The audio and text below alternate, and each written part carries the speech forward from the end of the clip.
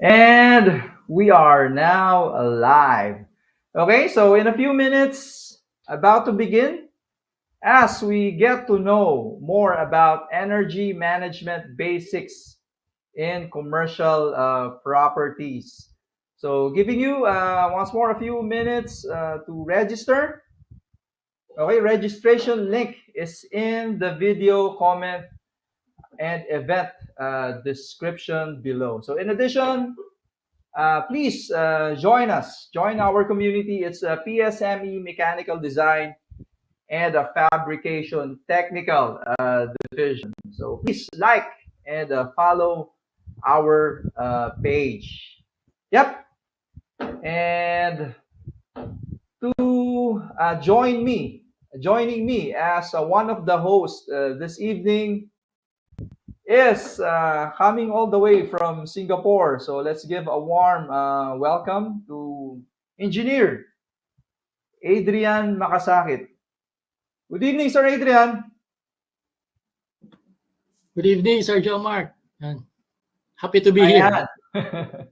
Yep, it's another public service na naman tayo with Yes. PSME Mechanical Design and Technical Fabrication Division. Okay, so yep, let's warm things up, Sir Adrian. For those who are not yet familiar with you, will you be so kind to introduce yourself or tell our audience who you are, what you do? Yes. Yan, good evening. No? So, pakilala lang ako. So, I'm Adrian S. Makasakit II. So, I am a mechanical engineer. So, I am currently the chairman ng PSME Mechanical Design and Fabrication Technical Division. So, its advocacy is really to promote mechanical design and machine design, pati na rin yung material science and simulation and fabrication as well. So, and I'm also the current president ng PSME's Singapore chapter, 69 chapter Singapore. So I am very much into product designing and project management sa automotive industry. Yun. Maraming salamat. Ayan. Oo nga. Yeah, curious. I guess everyone is curious din, no? What's happening right now in Singapore with regards to COVID, siguro ganyan, and going in and out of that country. Any news? Ayun, so far medyo ano pa, no? So tight pa rin ng border restrictions, so hindi basta-basta makakapasok, no? Meron mga permits or entry approvals na kailangan. So hopefully we will go back to normal, no? Yung mas mobile na yung traveling, no? Yan ang hinihintay naman natin lahat. Ayan, oo. At saka, yeah, sana matapos na rin to. Hoping we can do, talaga, no? In-person events. And of course, hoping we can visit you sometime soon. Yes. In Singapore. Siyempre. Ayan. Mukhang malaki ang community natin dyan. How many active members do we have in PSME Singapore right now? We have almost 200 active members, no? So, ayun, kaso ngayon lang, syempre, this pandemic or sa COVID-19, so mobility is restricted, but we try to catch up virtually. No? So, yan naman ang natin ngayon. But yeah, we have more than 100 or close to 200. Okay, so without further ado, let's now bring in our speaker this evening, Sir Mickey Abuel. Hi. Ayan, Sir Mickey. Good evening, Joe Mark. Yeah, good evening, Joe Mark. Good evening, Adrian. Thanks for inviting me to host this talk about energy management and especially in commercial properties. So, glad to be here tonight. Yep. I guess lagi naman yan. Everyone is curious din, no? Where are you currently located? I'm currently located in Macau, China. This is, a lot of people ask where Macau is. It's just beside Hong Kong, actually. And we're in the south side of China, and we border the Gombe border. So, yes, yep, I'm here. Ayan, because we have attendees who are students, I guess someone here is curious, why did you chose the mechanical engineering out of other engineering disciplines? Well, the thing about it is, I started out as a civil engineering student, and then uh, I had to stop for a while. I think Mapua was going to quarter term that time, and then it was, it's quite hard. So I stopped for one term. I went back here, and I had a part-time job in a power plant. I was cleaning the power plant and just being a labor. But in the end, I became a assistant to the technician. And right after, maybe when the new term was coming in, I went back and shifted from civil to mechanical, and it was quite easy that time. So yeah, so I mean, it was a good transition. Basically, just want to say that. Ayan. Ikaw din daw, Sir Adrian, why mechanical engineering in the first place? Yun, magandang story. So yun, kasi nung pumasok din ako katulad ni Sir, no, Mickey. I started ECE, no? So ECE ang in demand nun, no? Yeah, yeah. So but yun, eventually sabi ko, ang daming na masyado ng ECE. Tapos naghanap ako, nag-search ako, so research, and I found out na yung mechanical engineering is one of the engineering consistent yung job, no? So sabi ko, hindi siya seasonal. So naisip ko, magbe-mechanical engineering ako. At meron din naman ako mga kilala nun na mechanical engineers na successful na rin naman sa field nila. So yun, din ko na-decide, okay, I will go for mechanical engineering instead. Ayan. I guess we're also curious, how did you end up? Bakit hindi Singapore? How did you end up in Macau? Oh, Sir Miggy.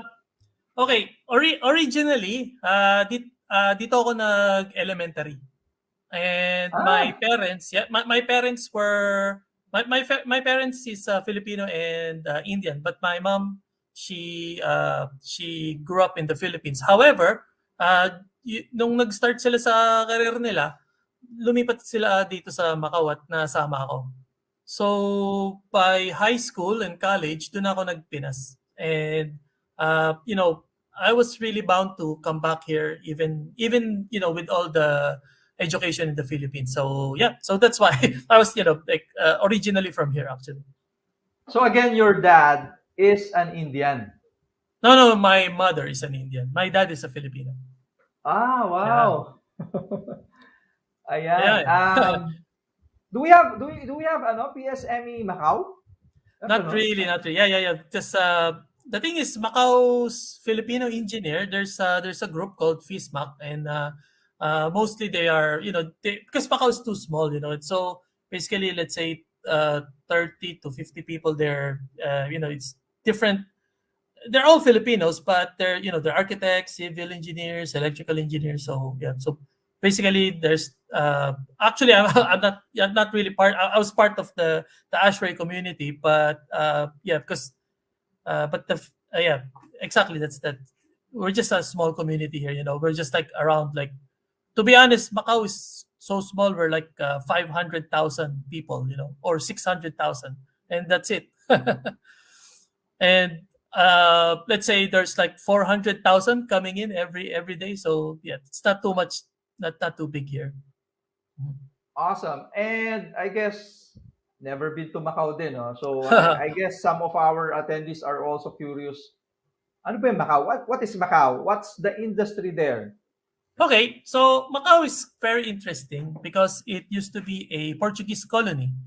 Same with the Philippines, like for 300 years. I'm not sure. You have to check me on that. But yeah, hundreds, probably 100 to 200 years. It was for Portugal for some time. It was leased during that time, and then there's a treaty to return it back in 1999. So once they put back the Macau to Portuguese, then yeah, so this happened, or this is the era now. Actually, I was still here during the Portuguese time, but yeah, after that, yeah, they still now the main industry here is hotel and casino, because the casino here is legal. And but of course, this is the only place in China that casino is or gambling is legal. So that's where a lot of how to say this, Las Vegas style hotels Ah, came into yeah. place. Yep. So that's why we have a lot of integrated resorts. You know, you'd see hotels with a big Ferris wheel. You'd see hotels with water parks and theme parks, something like that, and so on and so forth. So yeah, so that's what's very interesting here. It's more of the hotel industry and how big everything is. Like, it's small place, but there's big constructions here. Yeah. Uh, Sir Adrian, have you ever been to Macau or gambled? Have you gambled in Macau? Actually, hindi pa. Hindi pa ako nakarating dun sa Macau. No? Yeah. So, Hong Kong lang yan. Hong Kong, yeah. Hong Kong's, yeah, it's very default. Yep. So again, Hopefully, it's, one day makabisita rin dun sa Macau. yep. Yeah, I hope this is this the endemic na, hindi na pandemic. So Yeah. So I think Sir Adrian, Sir Mick mentioned earlier that he can give discounts to the hotels. He's Yeah. currently Sands China, ba, sir? Is it right? Yeah, Sands China. sunshine. Yeah. So yeah, I was telling Adrian because Marina Bay Sands is also part of our company. So Ooh. yeah. Oh. Anyways, yeah, if you want to come, you just let me know and then I can yeah, I can see. Yun. Yun. Looking forward to that. Anyways, yep. Without further ado, I'm gonna be adding your slides now. So it's now Okay. showing. So once more to our participants, feel free to comment down, to ask questions. Let's make this interactive. Same with you, Sir Adrian. Yep. Encouraging once more everyone to ask questions. No, let's make this highly interactive. So, yep. Without further ado, Yep. giving you Sir Mickey Abuel for energy management basics for commercial properties. Okay. Take it away, Sir Mickey. Thank you. So, welcome to Energy Management Basics for Commercial Properties. This is basically a talk about energy, what is energy, and how we can save it. So let's get started. So good evening, good morning, or wherever you are in the world. I hope you are good, especially in these unprecedented times. I am Mickey Abuel, a registered mechanical engineer and a certified energy manager from the Association of Energy Engineers. And currently, I'm also a facilities MEP director in one of the integrated resorts here in Macau, China. And I would like to share to you my experience in energy management and how we have applied it through the 15 years of working in this type of industries. Okay, so our learning objective for today is what is energy management, who is it for, and why is it important? Next, we would know how to start an energy management program, how to assess energy management opportunities, commonly used calculation for investment, and sample energy projects to illustrate effectiveness.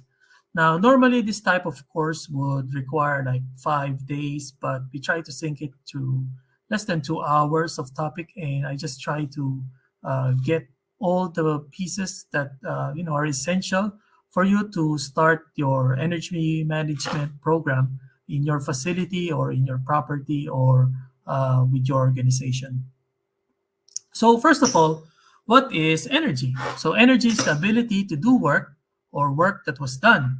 Energy can exist in any variety of forms, such as electrical, which is the most commonly used. Everyone charges their batteries or everyone charges their cell phone, connects their appliances to electricity, and at the end of the month, you get this bill that tells you how much you spend in electrical energy. Next is mechanical. Yeah, of course, secondly common used energy source or energy form. So you could see it from cars or engines or machineries. Next one is chemical, where you would see it from fuel sources, even coal or gas, even with cooking, because you are using fuel or gas form of energy. Next is thermal. So thermal is something coming from your ACs or your heating equipment. Let's say you are boiling your pot of water, and that is also called thermal energy. And or if you had opened your AC in your house and it's giving up cold air, that is also a form of thermal energy. And last but not the least is nuclear, which requires fission or fusion. However, it's something to discuss somewhere along the line. And it can be transformed from one form to another. So I put an example here, genset, which is a generator set. So if you haven't know, generator set is something that gives you electricity when you lose, let's say you have a power outage. So basically, let's say it starts from chemicals. So you have this fuel, and it is injected or it is combusted in a combustion chamber, and it runs an engine. So from chemical, it transferred or transformed into mechanical energy, and from mechanical energy, it would drive a alternator, which in turn from chemical to mechanical up until electrical form of energy. So it's just transforming from one phase to another, but it's not being created. Next is the commonly used units for measuring energy. Number one is joule, is the SI unit for measuring energy. It could be in terms of, let's say, a megajoule, a gigajoule, depending on how big it is. Next one is watt hour or kilowatt hour for 1,000 units of watt hour. So this is the basic unit of electric energy. And last but not the least, actually there's more forms, but these are just the most commonly used. So the third one is BTU, which is British thermal units. And this is the imperial units for measuring energy. However, I think it is used commonly in the US or probably in the UK. Next is, what is power? So power, just you should not confuse this with energy, because power is defined as the rate at which work is done. So basically, power is work done over the time it requires that work, or energy over time required. So an example would be watt or kilowatt. So basically, what this is, it's an instantaneous data, or it's energy at a given time or a given rate. So that defines power. But power at a particular period of time of accumulation, then that is also called energy. So I just like to put that in the way. So these are the most commonly used, especially in this talk. These are the commonly used units that I will be discussing. Next is, what is energy management? So this is our topic for today. So the use of engineering and economic principles to control energy cost while providing need services in the buildings and industries. And this is coming from the Association of Energy Engineers. Next is, it includes planning and operation of energy production and energy consumption units, as well as energy distribution and storage. So basically, energy management is not just the study of how much you consume or how much you need to manage or control your energy consumption. It's also a type of study or a type of management system where you study the distribution, the storage, and even in some cases, the production of energy. In my own word, I would call it a strategy. Now, why is it important? Well, if you care about the environment, let's say carbon emissions, global warming, or limited resources like fossil fuel and forestry, then I think you are helping out on this initiative, because once you save energy, then you try to reduce or conserve the resources that we have, especially for non-renewables like fossil fuels. Uh, if you want to know more about it, you could. There's a lot of books about it. Right now, people are even making movies out of this. So yeah. So if but then again, if environment is not your concern, then probably you want to cost save, or you want to save some money. Maybe you want to solve some problems or improve your bottom line. But then, if none of these two is uh, giving you the importance for managing your energy, then maybe it's a mandatory requirement, or probably a governing body or a regulatory board wants to monitor your energy use. So what I mean to say by mandatory requirement is that maybe there is a law regulating your energy performance, or an ordinance monitoring your energy use, so that this, let's say, this local area, or wherever a town or a city could conserve energy, or just use what it just needs. Now, who is it for? First of all, we put here building owners, because people like building owners, or business owners, they're the guys investing on the businesses. Next is facilities, property, or plant managers. Now, these are the teams that run the show, as per se. But of course, let's say in a building, you you have something broken, or let's say your AC broke down, or you have a water leak. These are the first guys you would call to help you. And also, these are the first guys people would call when the bill is high. Why are we consuming this? Why are we spending this much amount of money on electricity, maybe on gas, on this and that? So this is also good for this type of profession.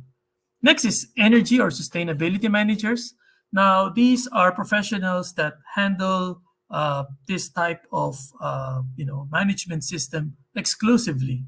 And like, for example, here in Macau, all of us integrated resort operators, we basically have our own sustainability department, or team, just to handle energy related stuff or sustainability matters. Next is finance officers. Now, finance officers, these are the guys paying the bills or allocating the bills. Note that these guys also want to, or these officers, they want to know why we spend X amount of money on let's say on uh, utilities and such. So they would request an answer probably from the facility and the property managers themselves. So it is a good it's a good thing to include such professions or such financial officers in such talks. Also, utility managers. Now, utility managers could also fall under facilities or plant managers. It's just that if the property is too big to handle, so they would assign this type of personnel to handle such bills. Another group of people is probably design, project engineers, and consultants, because these people are the one who built or who helped design your properties. So if the property was energy efficient in the first place, or green, as they say, like a green building, uh, retrofits and energy projects won't come later easily, or uh, it would be easier to operate uh, like in with the building. And last but not the least, students who want to get into energy, but of course, whoever in that matter wants to go into energy. When I was studying mechanical engineer, uh, energy engineering was just a part of the course, but now I could see it's becoming its own thing, it's becoming its own diploma. So yeah, so there's a future for this type of industries, outside of the normal mechanical or electrical or building service engineering roles. Now, what are the types of properties and energies used? So my topic for today is all about commercial buildings and their electric use or energy use. And these commercial buildings would be including malls, hotels, restaurants, office buildings, anything with a commercial factor on them. So, first of all, they used electricity, which is, commonly used. I mean, anything is running by electricity. Next one is gas or fuel, especially for restaurants or let's say you have a boiler and your boiler is serving a laundry plant or some sort of commissary kitchen. So you would be using some or a lot of gas or fuel for your commercial building.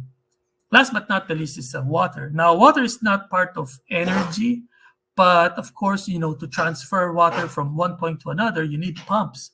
And those pumps use energy. So if you reduce water, then at the end of the day, you also reduce energy as per se. Next, I just want to show you industrial buildings. These industrial buildings also consume electricity. They also consume gas or fuel, and they also consume water.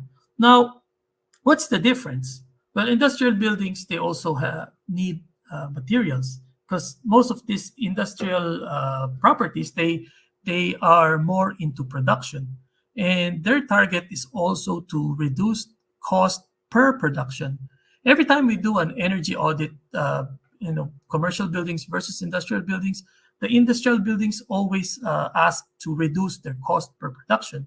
Now, once we do that, they also reduce their what do you call this? Their operating expense or how much they run the machine. So you're also in proportion, you're also reducing the energy consumption based on lowering the cost per production. Okay, so now we show to you this Sankey diagram. So Sankey is like an in and out kind of diagram. And this is the estimated US energy consumption in 2020 with the units of 92.9 quads of BTU. Now, like I said, BTU, British Thermal Unit, is a unit of energy used by US and countries that still use imperial units. And quads are 1,000 trillion. Okay, so basically this is a quadrillion. Now, if you look on the left-hand side of the screen, these are the energy sources. So we have solar, nuclear, hydro, wind, up until you go into petroleum. Now, most of them just go into this orange box, which is called electricity generation. Now, this electricity generation is basically your power plants. If this was in Asia, since this is in the US, as you can see, they have a significant amount of nuclear energy being used. But of course, if this was a country in Asia, let's say Philippines, petroleum would still be, a big part of it, or people who's not really using nuclear at the moment. But anyways, this is I just want to show you. If you look further to the electric generation, out of the 12.4, out of the electricity it produced, it can only produce 12.4 out of the 35.6 that it consumes. So there's a lot of rejected heat or losses. But that's why I say, if you save energy, then you also in time also save the environment and stuff. So going back, that electric that 12.4, it was generating electricity to these pink boxes right on the right side of the chart. Now, the right side of the chart, it shows the residential properties, commercial properties, industrial properties, and transportation consumption. So since this is a chart from 2020, probably this is the time where we discovered COVID, and we were advised to stay at home. So residential kind of become much bigger than the commercial sides. Normally they would be the same, but it is what it is. So, but I would just focus on commercial properties, like I said. And another thing before I leave this chart is transportation. As you can see, they are very highly dependent on petroleum. And right now, I think there's at least a 0.02 quads of PTU being used by electric cars. So I hope in the future we could still we could have a bigger portion for that. Let's see. Next one is energy management as a strategy. So you don't have to take my word for it.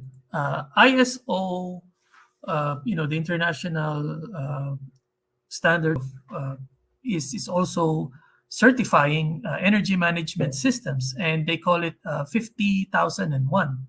So similar to other ISO audits or ISO certifications like 9001, 14,001, maybe 45,001. They also use this cycle, this PDCA cycle, where you plan, you do, you check, you action, and then in the end, you go back to planning and again and again. So it's basically a circular, a cycle, same like this.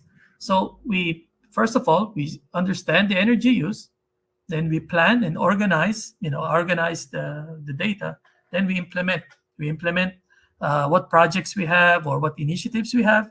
And after that, let's say a year or of implementation, then we do the MNV, which is the measurement and verification.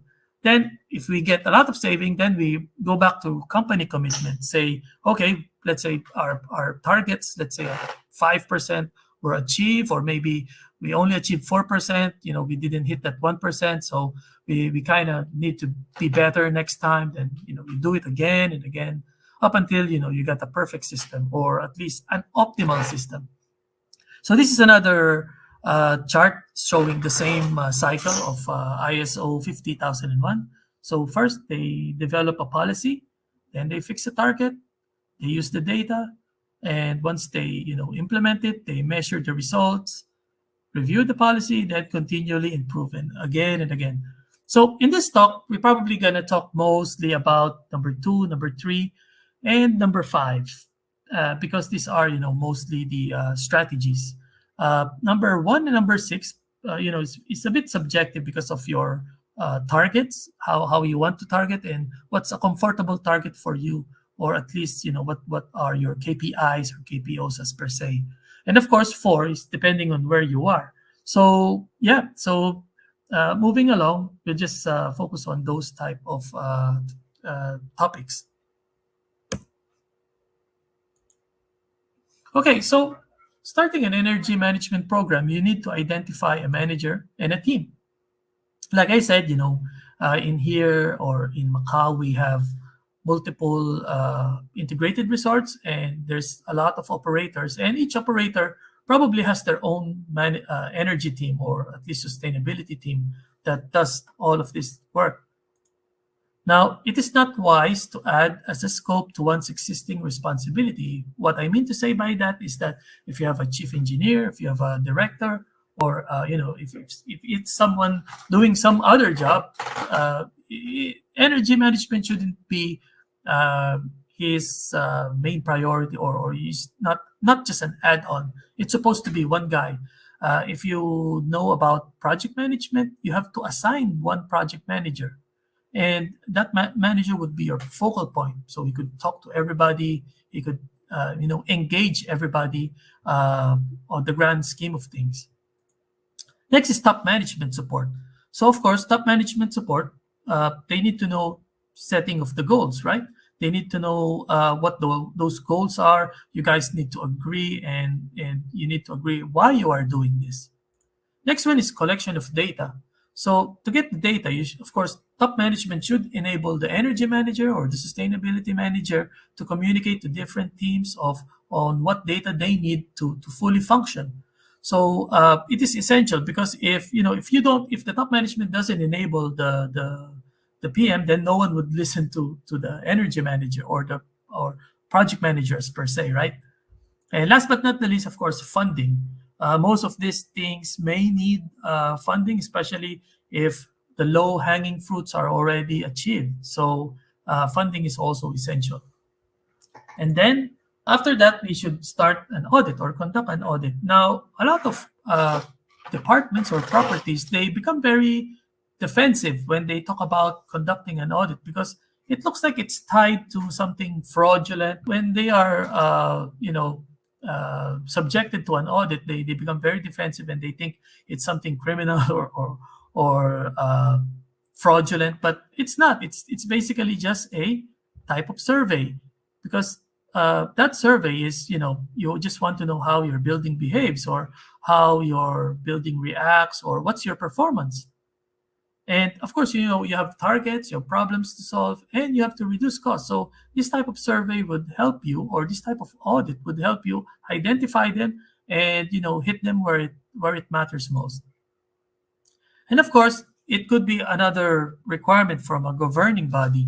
Let's say in Hong Kong, there's this thing called the HKBEO. It's like a Building Energy Efficiency Ordinance, and they require some buildings, especially older buildings, to have an audit every 3 years. And some of them, if they're below their benchmark, or sorry, if they exceed the benchmark, then they would be subjected to really do what the audit said, or just getting a government push. And note for levels of audit. So there's level 1, level 2, level 3, up until investment grade.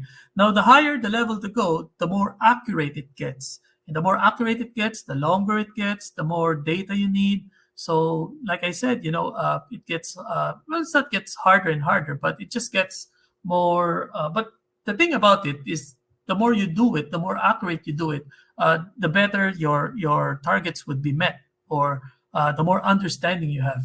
There are some cases where there's this thing called level 0 audit, where it's called like a drive-by audit. You go to a property and then you just see what you have to see in a day and you report it. Now, it's not that accurate, because you just tell them what you observe. But if this was, let's say, a level 2 audit, which is a fairly balanced audit, then it's time and money. And I guess to to suggest a type of audit, level 2 audit would be really much more preferred, especially when you're starting up. Next is starting energy management program. So there are 3 basic B's. There's B's. First is baseline, where you get your bills. You kind of know what you are consuming, or what you want to what you want to take a look at. Next is breakups. You want to know where those energies is being split into. So maybe HVAC, pumps, maybe your lighting. You can see it from the breakups. And last but not the least is benchmarking. So benchmarking, you kind of want to gauge your performance versus other people's performance, or other buildings' performance. So energy baselines. Baselining is the act of measuring energy use and energy intensity at a determined level of detail for the purpose of establishing a benchmark for future comparison to itself. And this is coming from U.S. Department of Energy. Also, baseline energy assessments examines the pattern of existing energy usage. This program will set reference point for improvements in energy efficiency. So basically, it's also reviewing what you're doing right and what you're doing wrong, and you're trying to gauge it at a particular period of time. And why is it a particular period of time? Because you can't baseline with less than 12 months. You just can't, because the thing is, you got seasons. You got summer seasons, you got rainy seasons. Here we got right now it's winter, and let's say in 5 to 6 months time it's going to be summer. It's going to be very humid. It's going to be energy intensity, and it's just different months have different roles. You can't really compare.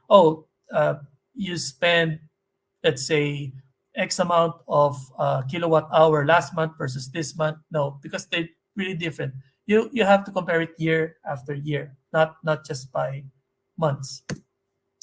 So also make sure you take note of comparisons between rates, because if you compare just by consumption, you may be having the same consumption year after year, but but the cost that is changing. The cost just goes up, and that may be because of the rates. Same thing, vice versa. If you have the same rate, but then you were consuming more, so that's another thing. Instead of saving, then you were just at your let's say a bottom line. Next is you have to suggest. Well, I do suggest 24 months, so at least you kind of see not just one snapshot of a year's consumption, but another. You would see the other years, and yeah, it's just better to have more. I mean, if you could do 36 months, it would be best.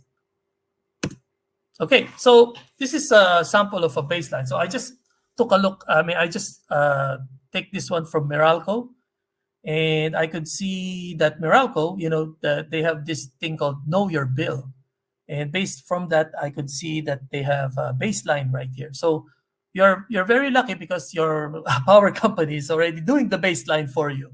And as you can see, you got this 2020 year, and this facility or this home. And apologies if this is residential and I'm talking about commercial. But this is a good example because if you're not doing it, someone is doing it for you already. Another thing is Meralco is is checking your outdoor air temperature. This is very essential, to be honest, because next you need to know some other items affecting your baseline. Maybe is it a number of guests? Let's say a school. A school would be, energy intensive from September to June. Probably in the Philippines, I'm not sure if you already have summers in July and August, but yeah, but you see those dates where there's no school, like the 2 months of holiday. Yeah, that would really drop it. So the number of guests really is important. Maybe it's a Christmas and you're a mall, and then you'd see, wow, I have my electric bill just goes up, and that's because of occupancy. Next thing is business changes, like square meter allocation or hours of operation if you change it. Because the thing is, let's say you're a mall and you have multiple tenants. Let's say one shop closed down, and then you report to the boss that, hey, we save a lot of energy, and the boss said, hey, why is that? But the thing is, like, uh, multiple shops had closed down, but you didn't take that into account. So by the time that they open back again, it looks like and your electricity increases again, then that's something you have to note per square meter. Last but not the least is the daily or hourly outside weather, or dry bulb or wet bulb is fine. It's just that you have to also note the temperature. I keep hearing nowadays that oh, my electricity gone high, or my energy consumption got high is because it's hotter this year than last year. But how do you quantify that? How do you say that term is true? Well, you have to do a regression model. And there's this thing called cooling degree days. And degree days are essentially a simplified representation of outside air temperature data. So let's say today is 30 degrees and tomorrow is 30 degrees. You can after 2 days, you can't say it's 60 degrees. It's still 30 degrees, right? Cooling degree days would give you an ability to accumulate all those temperatures. So another thing is that other than that, let's say you consume 100 kilowatt hour today and tomorrow is 100 kilowatt hour. That by itself, you could add it. In 2 days, you had 200 kilowatts hour. But the thing is, you can't do that to temperature. Temperature is always the same. Even the bill that I showed you a while ago, it's just telling you an instantaneous it's like kilowatt. It's an instantaneous data. Now, how do we measure cooling degree days? Well, basically, there's two things. There's heating degree days and cooling degree days.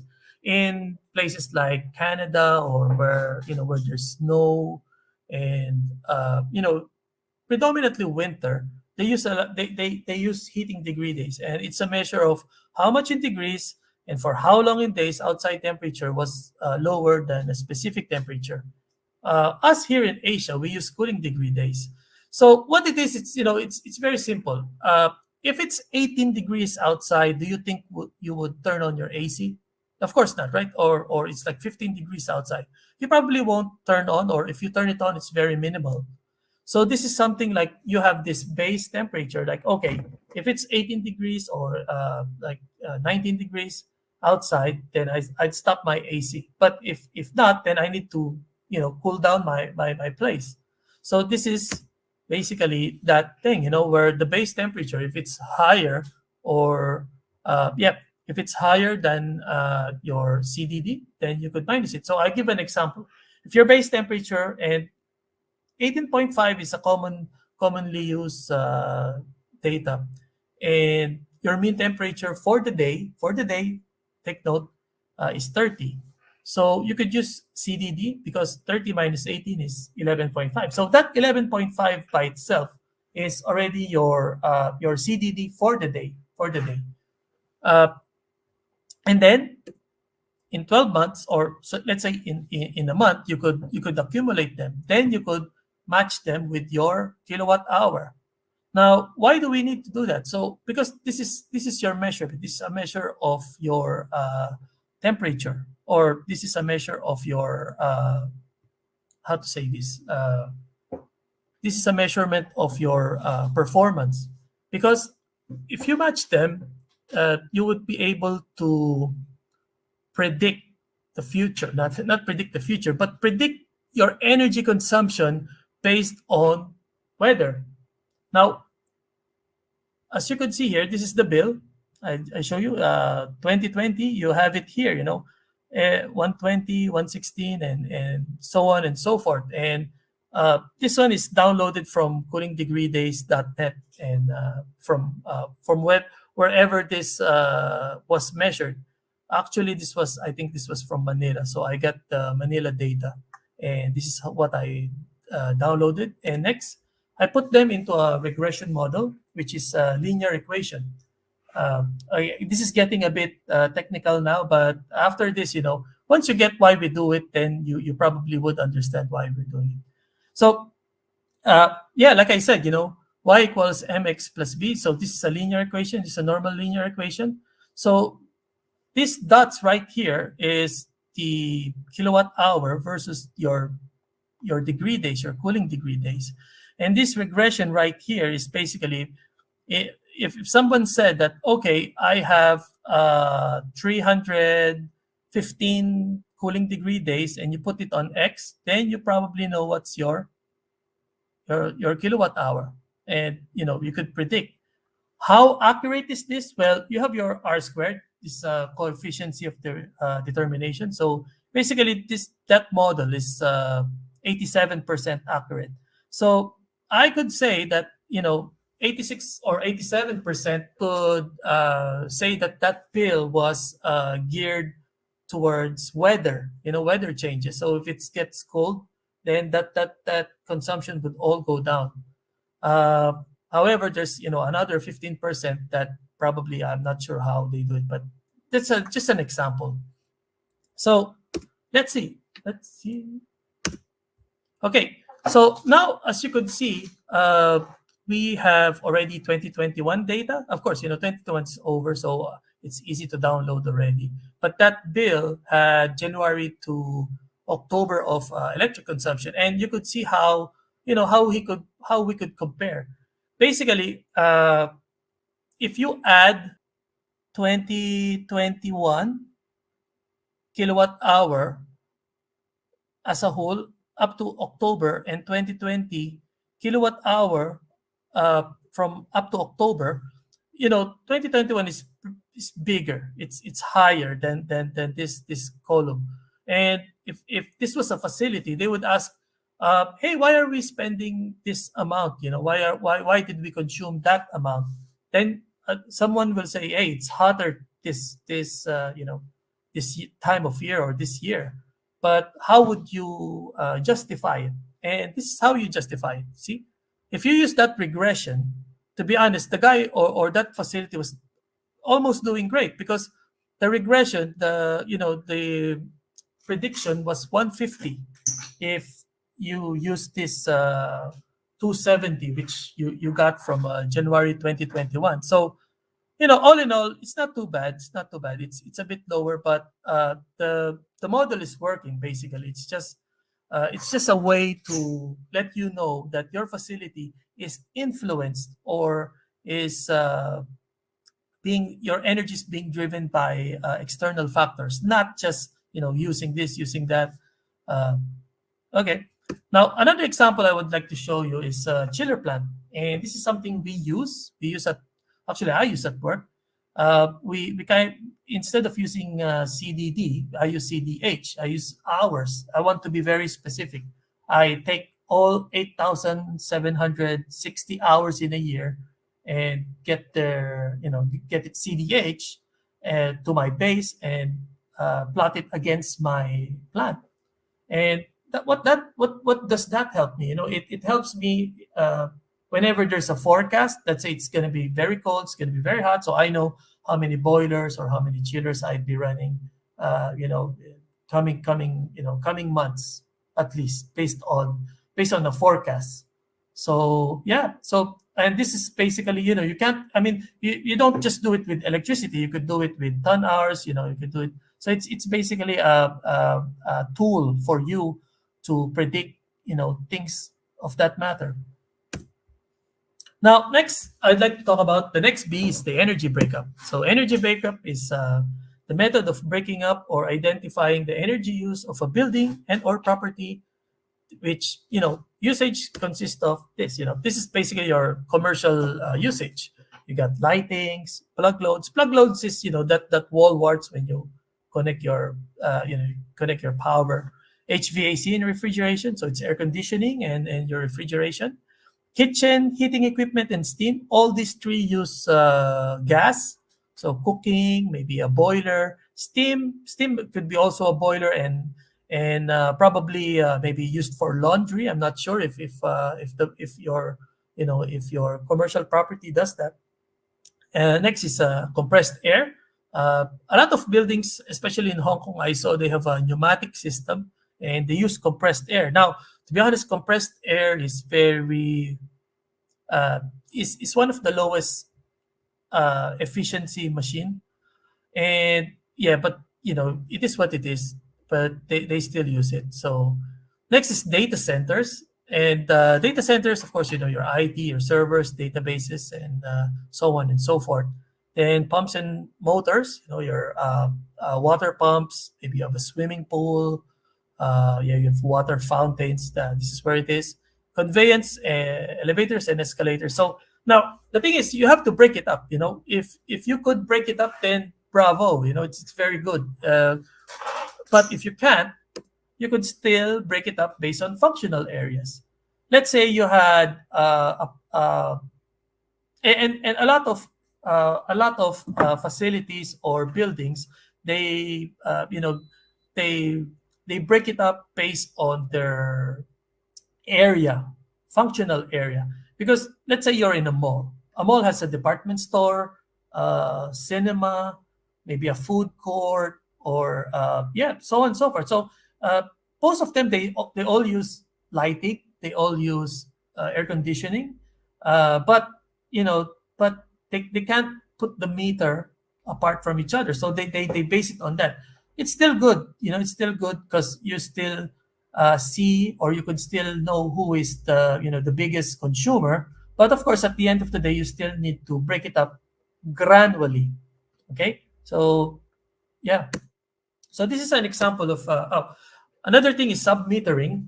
So submetering is a method used to obtain a more detailed analysis of how a building is consuming energy beyond the typical whole building electric or gas meter. And this is basically coming from Harvard.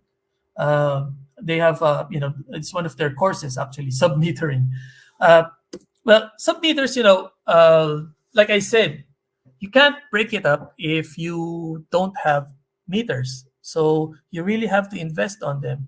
And if the designers or the engineers who help build this this property or this facility put it put the meters there in the first place, then then it would be easy. But the thing is, sometimes they're not, or sometimes it's value engineered, or so uh, unluckily we had to put it in and stuff like that. Now the thing is, I guess this photo is coming from probably a cooling tower, and as you could see, it's reading the kilowatt hour. There's an option to read the kilowatt hour while even I'm viewing the ampere. So there's really no reason for not breaking all this up. So next is a common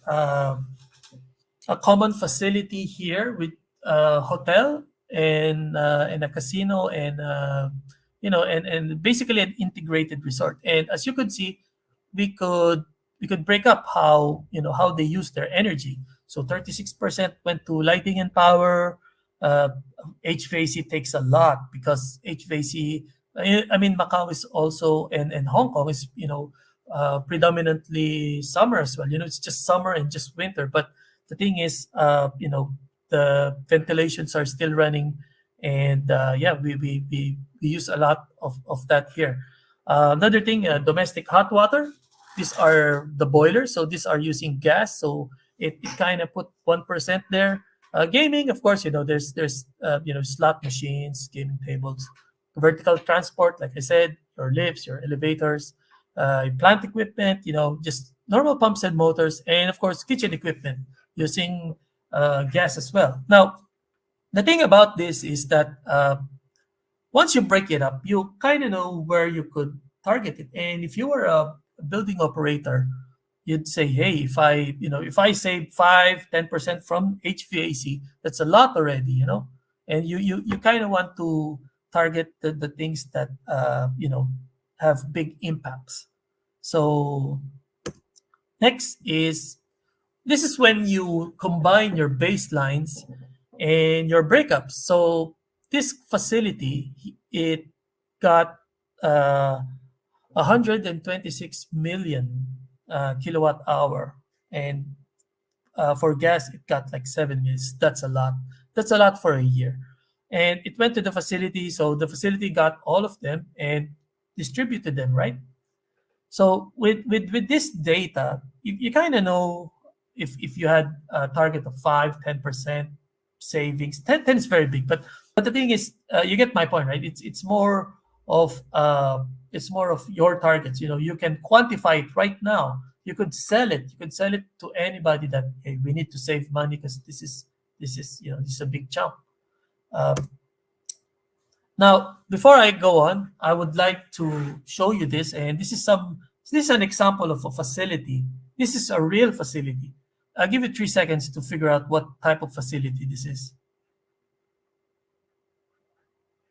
Okay. You guys want to answer that? Can you make a guess? Manufacturing facility? How about you, Sir Adrian?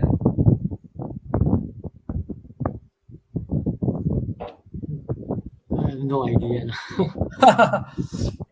Actually, it's okay. I'll say it's a warehouse. Okay, the forklifts are very energy intensified because they use LPG at the back of the forklift. So that's why when you take into account all those energy, HVAC is so small, because HVAC was only providing HVAC to this office with this. So this, yeah, as you could see, you could combine them. Now, not all facilities are the same. That's what I want to say, because let's say there's a grocery. There's a grocery with cold storage, a really big cold storage, and there's a grocery with just groceries. Just drinks, no cold selection. So the thing there is that they're both groceries, but they would behave differently, and this is why you need to break up. You need to know what are you consuming for.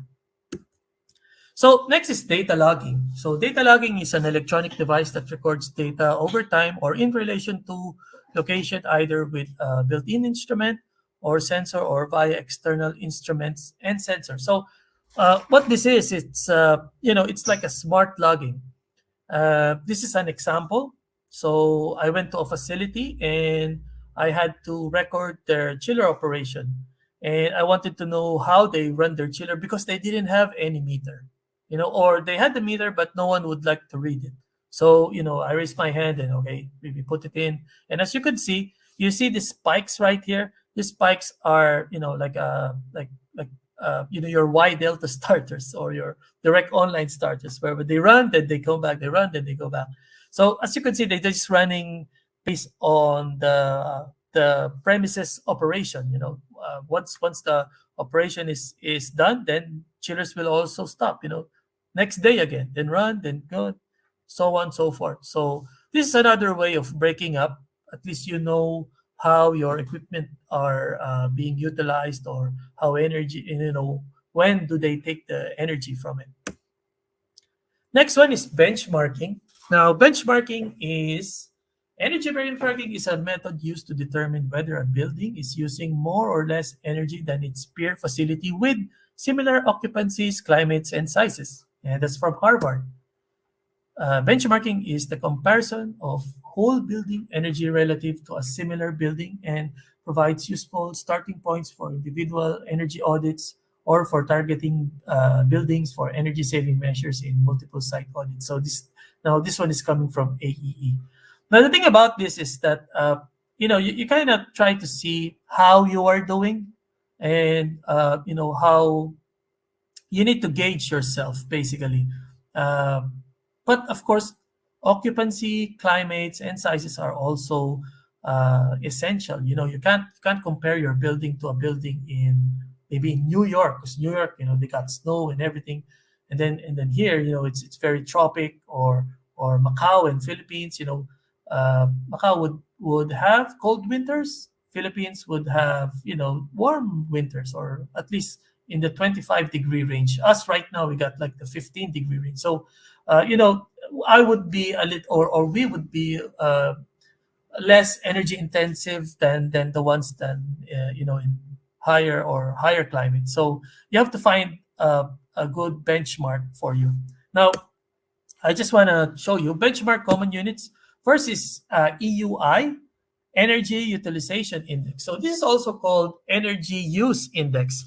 So it's a basic measurement of facilities' energy and performance, provided statement of kilowatt or megajoules per square meter of conditioned space. So the units are here, your annual energy consumption over your total floor space. Like I said, in the beginning, you need to know what is your usable space. You might be thinking about this, and then your building suddenly constructs an annex and just messes things all up. So that's the thing. You have to take in consideration both total energy and all your usable space. Another thing is ECI, Energy Cost Index. So this is also the same as EUI, only that it's pertaining to cost per square area instead of the energy. Some people use it. I use EUI most of the time because that's what we use here. When we did energy audit projects in Hong Kong, we take a look at the EMSD. This is the one I was telling you guys about in the earlier. This is basically how to say this. EMSD stands for like electromechanical department. This, and they try to see how energy intensive the premises are.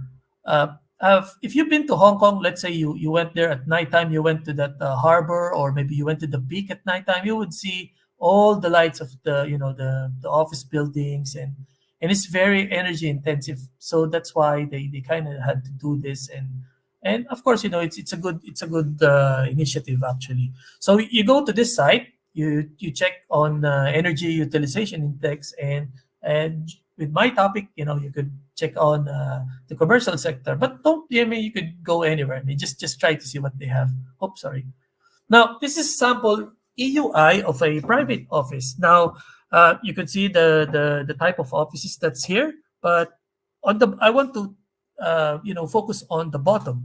As you can see, in a year, there's like 340 to 430 megajoules per square meter of EUIs. And, it's quite small. It's relatively small, and I'll explain why later. And that's because, you got your, what do you use in an office? You use a computer, you use a, maybe you have a server, maybe you have some printers, you have vertical transport, lighting, so on and so forth. You got your fire systems. So at the end, it's very typical, and it's very, you know very low usage. Now, you might be surprised for the next one, because next one's our restaurant. And as you could see the ranges. It ranges from 4,000 to 10,000 megajoules per square meter. And restaurants are just restaurants. I mean, a big office building would be, consuming. You would think that, per square meter. But of course, this is high because of food, because of food preparation and cooking, using of gas. So you combine both. You combine energy and gas usage, and this is what happens. So that's why, this is more energy intensified than the office counterpart. And as you can see from this, from this chart, the bars are quite small, because of course bars, they're just beverages. And anyway, they still, not, some of them may not have too much of the food selections. So benchmarking. So if you want to know more about benchmarkings, you try to see if you have a local law and regulation. And that's the first thing, because you don't know if you are, or maybe you do know, and that's the first thing you want to cater to, especially, even in ISO. That's the first thing they ask: do you have a law to, or is there a law to do this, to do that? Then that's basically where you look for in the beginning. Next is US, energy efficiency buildings. This is the data. But however, this is in the US, so you probably much better you try to see, if you don't have a data for that, then try to see from CIBC, IFMA, even ASHRAE. Try to see how they would gauge their buildings, or gauge the buildings in your area. So CIBC is it's a chartered institute of building service engineers, and IFMA is Institute of Facility Management Association. ASHRAE, ASHRAE. So, and these are some other guidelines to improve your EUI. Of course, it's not just EUI. The thing about this is that if, for example, you read ASHRAE and you see what's a good COP, right, or what's a good efficacy for lighting, then it would help your EUI, because you're already, on the granular side of things, you're already trying to improve it. So the bigger part would also reduce. Another thing is also with the products. I mean, I guess when you see your refrigerators, or your washing machines, you'd see EER rating. That's also something good. Just make sure it's not tampered, okay? But same thing with the Energy Star and so on and so forth. Because if you buy all these products, and given that it's true, then you are helping to improve your EUI. Now, investment tools. So a lot of this would rely on the return of investment, which is famously known for ROI. Is a performance measure used to evaluate the profitability in an investment, or compare the efficiency of different investments. ROI tries to directly measure the amount of return on a particular investment relative to the cost. So this comes from Investopedia. So an ROI, if you have a 100% ROI, so the return is very, very fast, And some companies, they use this as, what is our ROI? Maybe 50%, 30%, things like that. So they got this, benchmark already by themselves. But in my case, or in a lot of cases here, we use simple payback. But simple payback, it's just investment over annual savings, and especially on an energy project. Most of them would say, hey, for this energy project, I need 3 years, I need 4 years of simple payback, I need 5 years of simple payback. So every time they do some investments or they try to improve something, they want to see their annual savings and how fast it could get back to them. Now, this is just an eyeball kind of thing, like a ballpark. Okay, if we do this, we're looking at 4 years, 3 years. However, there's this thing called net present value. And simple payback does not tell the whole story because money today is worth more than that of the same amount in the future. And this is coming from Eric Woodruff of AEE. If you try to check him out on YouTube, he is one of the trainers and professors of when you take the energy management course. Actually, he's the guy who trained me to become a CEM. But this is you could see him on YouTube if you want to know more. Next, net present value is present value of cash flow at required return of rate of your project compared to your initial investment. This is coming from Joe Knight, which Harvard Business Review. So what it is just that I'll explain to you on this chart. Net present value. First of all, if you see a CFD is a cash flow diagram, right? I think a lot of engineers doing engineering economics would be reminiscent of this. So once you do a cash flow diagram, so 0, 1, 2, 3, 4, 5, so this is a number of years. And let's say you had an investment. Let's say you had to install a VFD or a new type of motor. So you have a cost. So, going down, going out means it's a cost. And then you're expected to have an annual saving of $1,000 every year for 3 years. So is it a good investment? Well, you want to know first the present value of that project. Like I said, the money right now is not the same money when it goes to the future. That's why when you do some loans, it's higher, 5 years, 10 years after, or maybe you're planning for your retirement and you're putting an X amount of money now. By the time that you retire, then it's already a big amount. So it's the same concept, but going to the present. Okay. Now, with this investment of $3,000 and an annual savings of $1,000, and trying to find the P, would you break even in 3 years? Actually, no. Why? That is because of something called interest rates, right? So interest rates, it's good, it's bad, depends how you use it. Now, the thing about this is that, like I said, what is the value of that 3,000? That 3,000 right now. Yes, 3,000 is 3,000 right now, but the annual saving that accumulated, well, actually, it's just 2,487. So the present value of your annual savings for 3 years right now is just 2,487. And the net present value should be positive. So this is not a good investment because it's not positive after 3 years, and your present value, your net present value, is on the negative. So how do we know? How do we calculate it, or how do we at least see if it's a good investment? So I'll do it again. Draw the CFD, put the cost of investment, but right now I'll make 5 years because 3 years didn't work. Then you want to see what the annual savings of 5 years are. So what's the present value of those annual savings? And with the same interest rate of 10%. Now I put here P/AIN. Note that the slash is not a division. It's just that you're looking for P, which is the present value.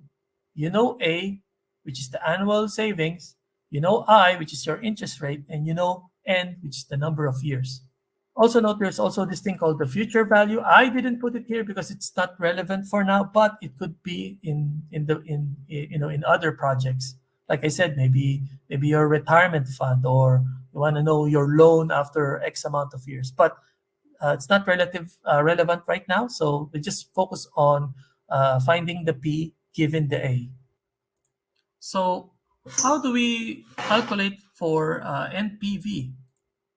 So first we get the table of life cycle cost, LCC, time value of money. My source is National University of Singapore, NUS, and here's the photo or here's the screenshot of their factor. So I try to find where, of course, the 10% is and where 5 years of annual savings are located. Now, we have to find the time factor, and using this table, we could see right there. So as I said, P slash AIN is basically you trying to find P, where A, I, and N is given. So on this chart or on this table, which I highlight in yellow, this is where, this is where how we pinpoint that time factor. And with that time factor, you just need to multiply it with the annual savings. So TF times A is equals to $3,791 for the present value of those 5 years that you save 1,000 every year.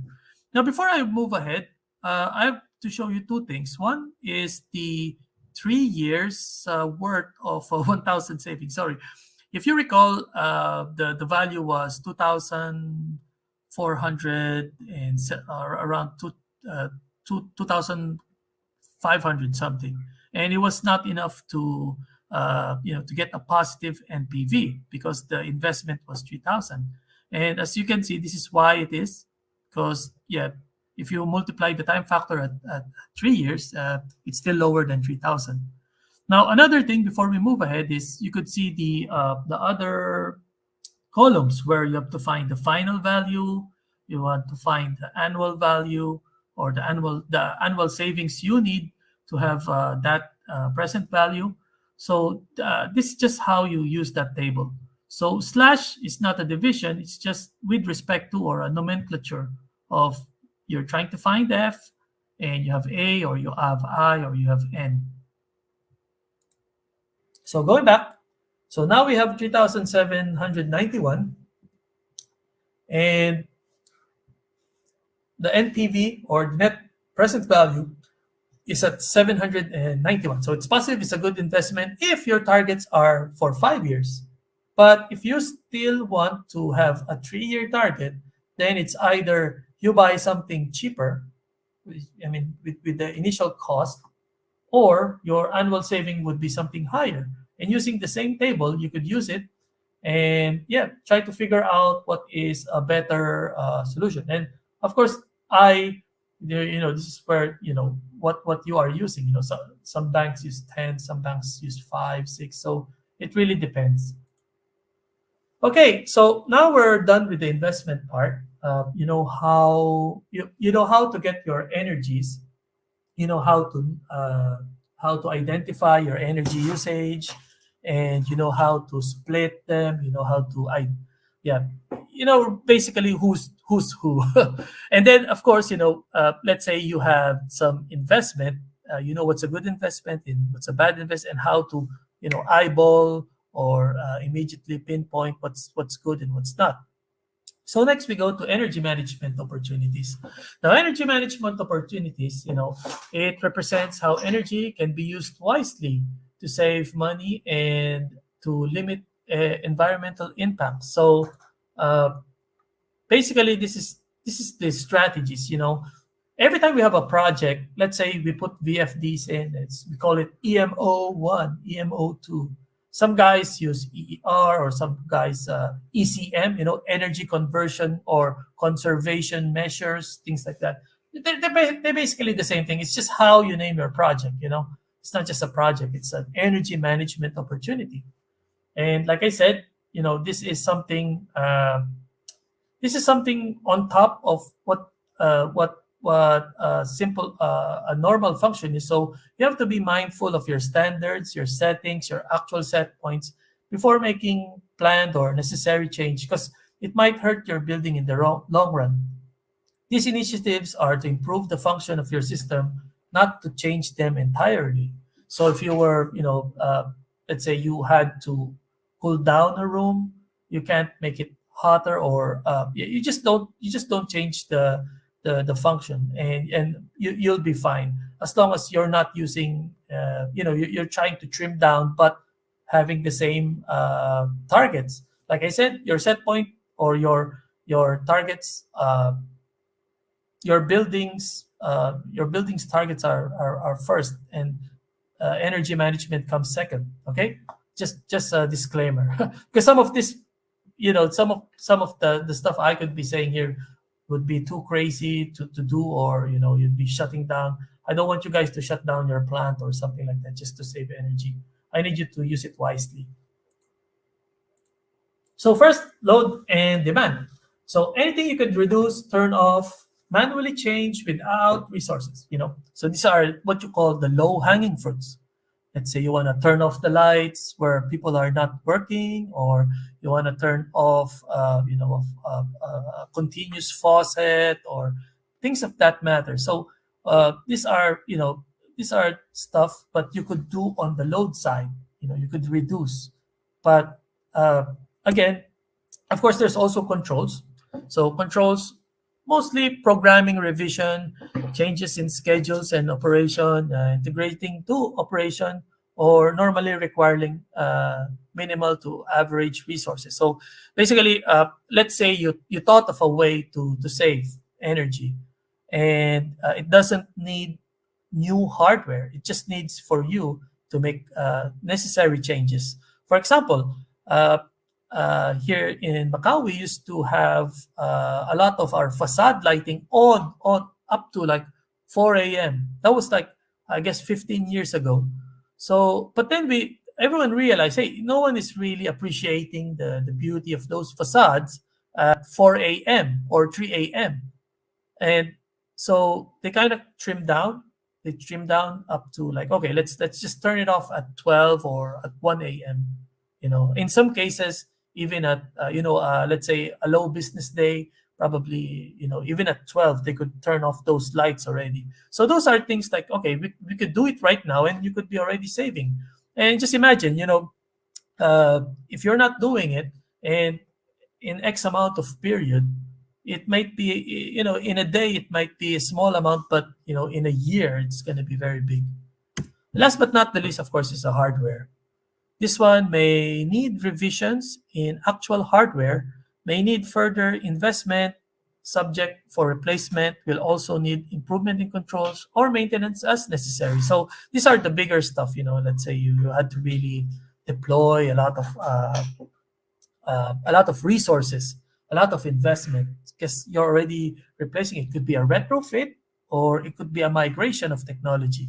And when I say migration of technology, I'm talking about changing something with the same function, but just more efficient. Let's say you replace your 30-year-old chiller with a 23X RV or something like that. Okay, next we have is lighting and lighting systems.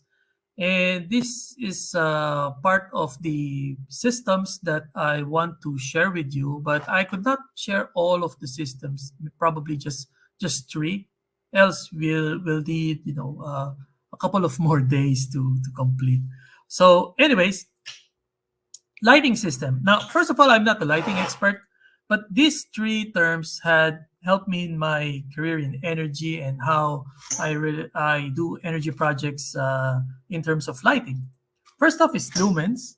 This is the light output. So lumen is a way to know how bright a lamp is, or it's how intense that light is. So it's the output, the actual output of light. Next is lux, which is the illumination, or lumens per meter squared. So this is the light output per square meter of floor. If you see this picture, if you are here, then that's the lumen. Basically, the 1 square meter of this area is your actual lumen. And in a lot of properties or some engineering teams, if they test their lighting, they would have this thing called the lux meter, right? So that lux meter, they put it on top of below the light, and they would know how much lumens per square meter they were reading. And with lux, if you think about it, let's say you raise the fluorescent lights, you would see a bigger space below, but a dimmer light. However, if you lower down those lights, uh, the lumens become intense, but the space or the area where it's illuminating becomes small. So, that's just lux for you. Last one is efficacy, and this is a very important factor to consider when you are doing a energy project, because this is how effective a light source can illuminate per watt. So it's basically the efficiency of the light, which is called efficacy, lumens per watt. So every output per watt is measured. And later in the hardware part of our EMOs, I will further discuss why this is. So first of all, if you're doing EMO for lighting, you try to check their load or their demand and ask, can you turn it off? Is it necessary? Uh, let's say there's this area that no one use or maybe use every just now and then. You could turn it off, and that's already one part of identifying an area that you could really switch off, and you just turn it on as necessary. But of course, you have to ask yourself, is it a safety requirement? Let's say, an emergency exit or a fireman staircase where the corridor or that staircase need to be illuminated like 24/7. So you have to also take that in consideration before you start turning off. Another thing is, trip down use of unnecessary areas. As my example a while ago, we had this building, we had this facade, and we had to turn it off. We were turning it off at 4 a.m. But like I said, there was no reason to turn it off at 4 a.m. So we just turned it off at like 12 or 1 a.m. and it saved us 4 hours in a day of lighting the facade. So that's another thing.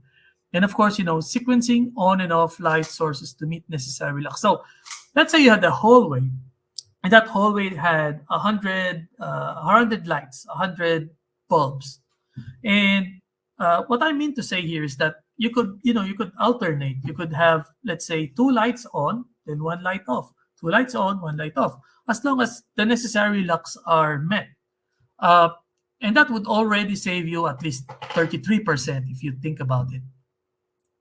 Now, another thing is controls. So controls, you have to just put it on the BMS. You have to apply that in the BMS, everything on that load and demand and, schedules and time. You just put it on the BMS, so, you won't forget it. The computer will do it for you. Last but not the least is, put some initiative on signages. Now, I put on controls because you're not controlling the machine, but you're controlling the people using it. So you could put signages, on offices that, okay, before you leave, you turn off the light, and sometimes it works, sometimes it does not. So that's why you need an energy manager to spot check this type of activities. So hardware, like I said, high efficacy model are very important. And let's say you're choosing between a T12 and a T8. Now the T12 might be, like a fluorescent that may be, maybe cheaper than the T8, and T8 slightly a bit expensive. But if you measure, let's say they went head to head, let's say in 5 years. In 5 years they ran, and they both died maybe after 20,000 hours. And then if you record their consumption, you would see that the T8, consumed less than the T12. So was the initial savings good? Choosing T12 over T8, that is something you have to discuss. That's something you have to put on a table and check. That's why high efficacy models are important, because you need to know, their efficacy basically, and in time how much they will save you versus if you went to the cheaper brand or something. Now, another thing is lamp life. A normal lamp probably would last for 20,000 hours. And if your lamp, let's say, just lasts for 2 years, then, even if it has the highest efficacy, then you're probably going to replace it in just 2 years. So it's not really a good investment. And so and lamp life is like third on your, or second or third on your list to check when you are choosing what lights to replace. Another thing is magnetic versus electronic ballast. Electronic ballast, basically, it's just 15% more efficient, but like I said, is the investment enough to warrant the savings? But that's already 15%. That's already big, and that's 5 years. That's a huge amount. Next thing is investing in motion sensors. Now, I've been to newer buildings here in Macau, and they are very good. They have very good motion sensors, really smart technology. Let's say I drive my car to this car park, which is dimly lighted, but then once I enter the car park, the hallway just illuminates up until I go to my parking place, or up until I leave the premise. But once I stop my car, a few seconds, then it will just go back to this dim setting. But like again, I don't know if it's a safety issue or a safety concern, but it was really smart as per se. It's really cool technology. Okay, last two ones are natural lighting. So if you have a facade, or maybe you have a sky ceiling, you could make use of that uh, for lighting. You could use that to reduce your lighting. However, you have to be mindful. If you have a facade or a sky ceiling, you probably would increase in a cooling load. Like you need to cool it, because it's sunlight, it's ray light. So yes, that is something you also have to consider. Not because it's natural lighting, it's good, but you also have to consider your load in your AC units.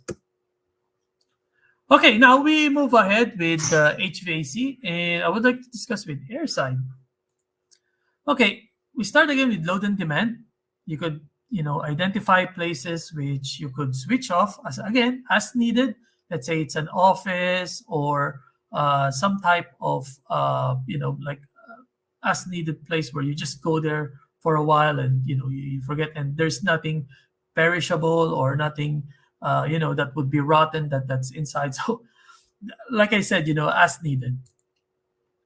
And oh yeah, by the way, with regards to my example initially, you could see that I showed this logging sample of two chillers, and they were just operating based on their hours of operation, which is 9 to 5. 9 to 5, then they switch off. So same thing with airside. The FCUs, or the ventilation units inside that building, could be a factor for just turning it off and on. Now, changing set points enough for comfort cooling. As I said, set points can be changed within an agreeable setting or standard. Sometimes, setting an AC could be very subjective. What's cool to me may be hot for you. What's hot for you may be cool for me. So, but I see that between 21 and 24, everyone seems to agree. But of course, you try to find the optimal, the highest set point you could do, because 1 degree of reduction, or 1 degree of increase in HVAC is really big savings, to be honest, and could really cut off a lot of energy based on your usage, especially if you have more than I don't know, more than 2,000. More than 2,000 units. Next one is controls. If hardware is present, let's say you got all the hardwares there, and VFDs, sensors, you just operate it as per unit, as per schedule, or as per what you think in the demand was necessary. Next is, you could check out if you could do occupied, not occupied mode. What occupied, not occupied is something, let's say in a hotel room, and the weather is very humid. If you turn off AC in that area, which is very humid, it could damage your room, because molds could grow, because without AC. So you could set it up to a not occupied mode. Let's say you set it to 24, and then by the time that the guest comes in and he swipes his card, or he puts his key card on the power, then it becomes occupied. And by that time, you're probably saving 2 degrees, 3 degrees from occupied to not occupied. So that's another that's another thing to consider. Next is optimal controls, such as constant temperature, variable volume, or demand control ventilation. Now these are just examples of optimal controls for HVAC. There's a ton of them. If you read ASHRAE journals or CIBC magazines, uh, they would show you a lot of ways to ventilate your area with using the less amount of energy while keeping your IAQ, which is your indoor air quality, to at standard. Now this is a oops sorry second. So this is a sample of a project I had. So basically, the room was monitoring the CO2 and CO2 readings. I guess right now the lowest CO2 readings is somewhere in Hawaii at 500 ppms of CO2. Now I had this project where I was doing an audit and I'm telling the owners or the facility managers that they were over ventilating, and they told me like, "Hey, why would you say I'm over ventilating?" Now it's very simple. I checked the CO2 reading outside, which is outside the premise. I read 500, and I went inside the premise and I read 500. So basically, what's happening is that air outside, they're just pumping air into the site, which is I would not say very energy efficient, because the more outside air you put in, the more air you need to condition, and the more air you need to condition, the more energy you use, the more chillers or AHUs need to work double time to drop down that humidity. Now, so basically that's what happened, and to be honest, some places, they could last 800 to 1000 ppm of CO2 without any problems. Just don't go like 1500 where it starts to get a bit stiff and people start to fall asleep. Okay, next one is hardware. Part of energy management opportunities is maintenance as well, because we also ask the question, is it well maintained? Are the filters clean? Are the belts aligned? The motors working properly? Fixtures, duct leaks, insulation leaks? Because condition needs to be also in top shape, top working condition, or else it could have some thermal loss, which is harmful in the long run, both in the maintenance side and in the energy side. Another thing is VFDs. Does your unit have VFDs? And later I will discuss further how a VFD saves you money. Another thing is sensors. Are your sensors accurate enough to tell the whole story? Or are they located in the right position?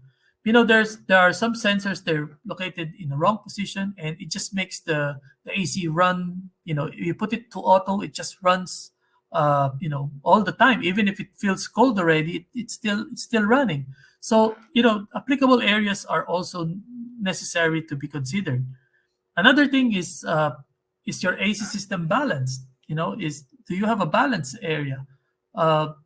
You're not over cooling here and not cooling on this part. So that's also another thing. And last but not the least, do you use things like energy valves, where it's like really smart technology. Energy valves just tell the unit what to do, and just does it. So it also calculates how much energy a unit need to cool down, or how much cooling and energy need to give. So let's give you a sample project for VFD, like I said. So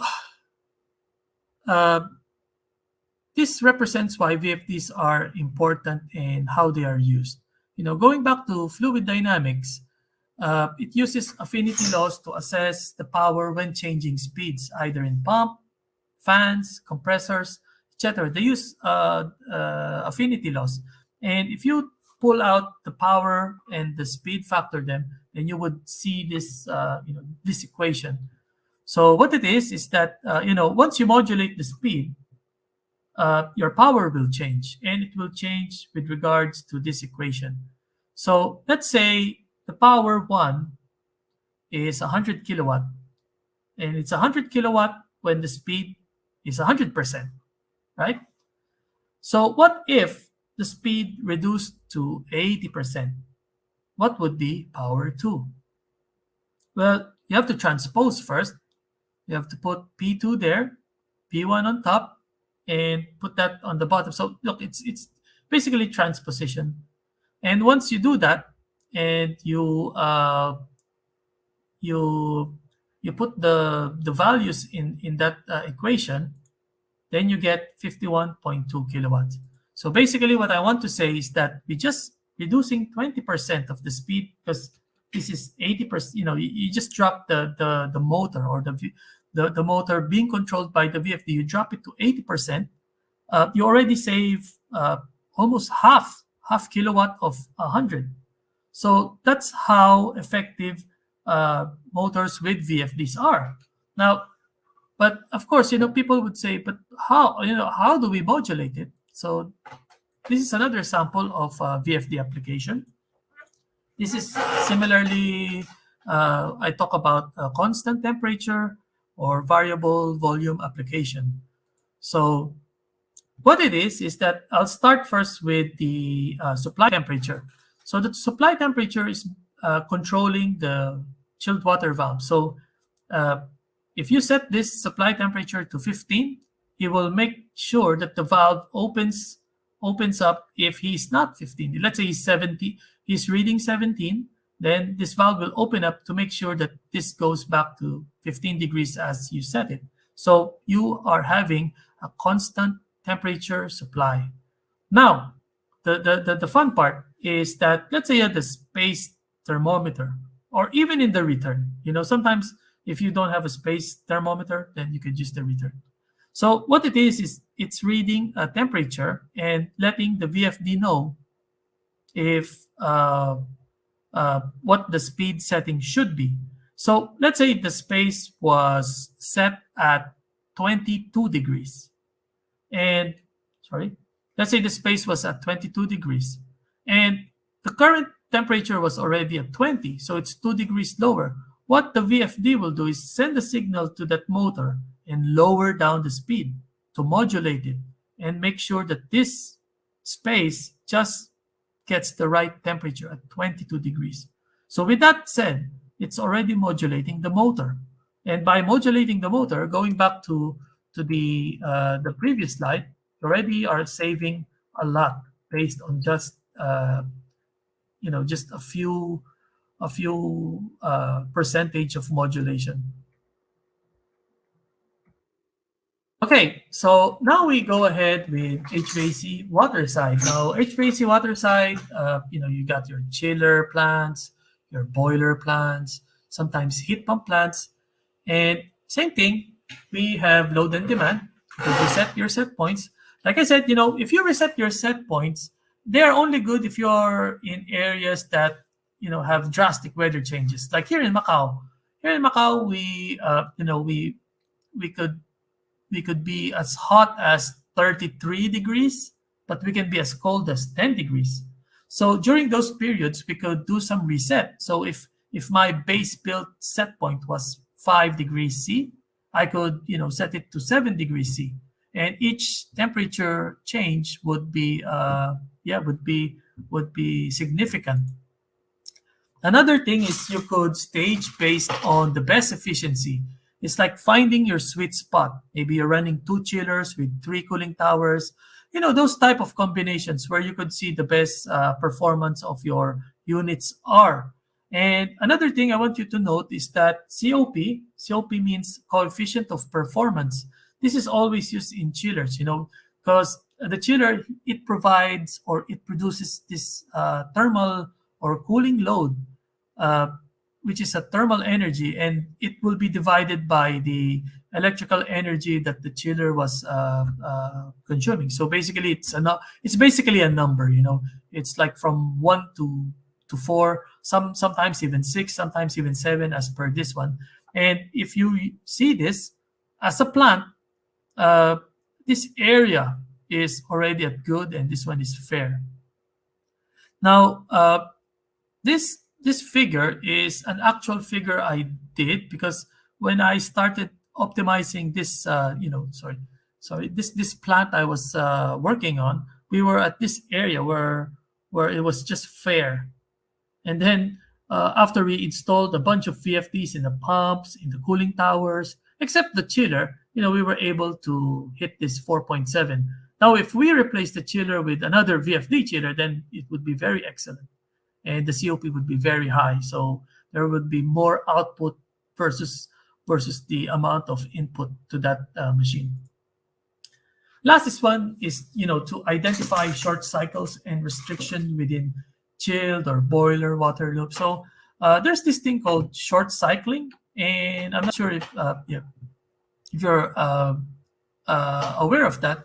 So to give an example, I got this. It's just a story. When we open up a building, there was this McDonald's at the ground floor, and there was this office at level 5. Now, they're like 5 floors apart, and this office always smelled like McDonald's. And the thing is, like, they said that they didn't know what happened, and once we figured it out, we saw that there was a short cycle between the fast food's exhaust versus the office's fresh air. So every time that fast food exhaust, the fresh air takes in. That is called the short cycle. So it's looping something unnecessary. You're supposed to put in fresh air, but you're putting in exhaust air. So yeah, like a week later, design engineers and contractors, they split them apart. Okay, so next one is controls. So if hardware is present, you could do automatic controls, enable your VFDs and such. So you could do really cool. You could do a lot of how do you say this, sequence of operation based on just what you have. And then okay, last but not the least is recommissioning. So recommissioning is a term commonly used here. It's a methodical process of testing an existing facility system and equipment to make sure they are still functioning according to the original design intent, or to make adjustments to correct any deviation from the original design. So it's basically trying to see, there's one thing. First, it's a health check. A health check, and one thing is adjustment. Let's say you were operating at let's say your pumps were operating at the pressure of 2 bars, but eventually you found out that it's too much and you just needed 1.5 bars. So that kind of thing, you kind of recommission. So that's another thing about that term. Okay. Similarly, hardware with EMOs pertaining to water side, you also want to check if it's well maintained. So you have to check condenser tubes, boiler tubes, pump strainers, cooling towers, leaks, insulations, even vibrations. So you have to make sure that these are all in good condition. Next one, if you have a boiler, try to check the air fuel balancing, because these boilers they should not be producing carbon monoxide, because if they do, they other than being not energy efficient, it's also endangering the environment. So you also have to balance your air and fuel. So not too much air, not too much fuel, things like that. And then next is a VFD installations. Same thing like I showed you that COP chart. The more VFDs you have in a plant, the more control you can do. And then again, accurate sensors in applicable areas. And if you could, and that's just if you could, migration of technologies, other than just retrofitting. So again, migration in technologies is a term we use when we replace a certain equipment, but it will still do the same function. Okay, so let's say this chart here. I change it with it's a VFD heat pump. That's also type of a migration because I replaced the old heat pump and I put a higher efficiency heat pump that would do the same thing, or at least close. Now I'm almost at the end of my talk, and I would like to pause for a moment. Uh, if any of you or most of you would be interested in the projects and initiatives I have mentioned or on this talk, I highly suggest you to get the copy of a ASHRAE journal for November 2018, as it features or published a write-up about energy projects that we did since I think 2015 up to 2017. And these are all real projects that we did and from all the properties that we manage. Now, this was our entry to the 2018 Technology Awards, and we won Region 13, while we received honorable mention in the society level. So, but again, regardless of the topic, ASHRAE journals are great sources of information, not only for HVAC, but also for energy-related topics to further shape our world. So, okay. So I guess I got these last projects to share. This was, I guess I would say, the most recent energy project I did, and it involves technology migration. So basically, just put out the stuff here. Let me example. Now, our goal was to replace the hot water boiler and a water source heat pump which supplied potable hot water to one of our hotel towers, which housed 2,000 guest room. So this tower here, it's like 2,000 guest rooms. And the one producing the hot water was this heat pump and this hot water boiler. Now, the goal was to migrate the technology to something more energy efficient while still producing the same temperature entering this hotel tower. So basically, our potable water comes in, somewhere between 10, 20 degrees, depending on the month. It gets preheat by this heat pump to 50 degrees and then boosted by this boiler to 60 degrees. Some of them come back, because it's a three valve system, but that's how it loops. Now, the thing is, it's not that using a boiler is bad, but there was something better, and gas prices just control everything. So we had to migrate. So what we did was, first of all, we decommissioned the heat pump and replaced them with solar thermal panels. And these are flat plate panels. There are a couple of vacuum panels, but basically what it does is it absorbs the energy from the environment, from the sun, and it transfers it into hot water. So it was doing the job from what the old heat pump was doing here. And as for the boiler, we decommissioned the boiler's line and used a high temperature heat pump to replace its old responsibility. But same thing. Water comes in at 10 degrees, becomes 50 by this system, then becomes 60 degrees as boosted by this heat pump. And it was quite a project because we used solar, we used renewables. So our lesson learned, upon completion, we noted that the heat pump using refrigerant can produce twice the energy versus the boiler. And also, the solar thermal was able to produce, more than what we expected.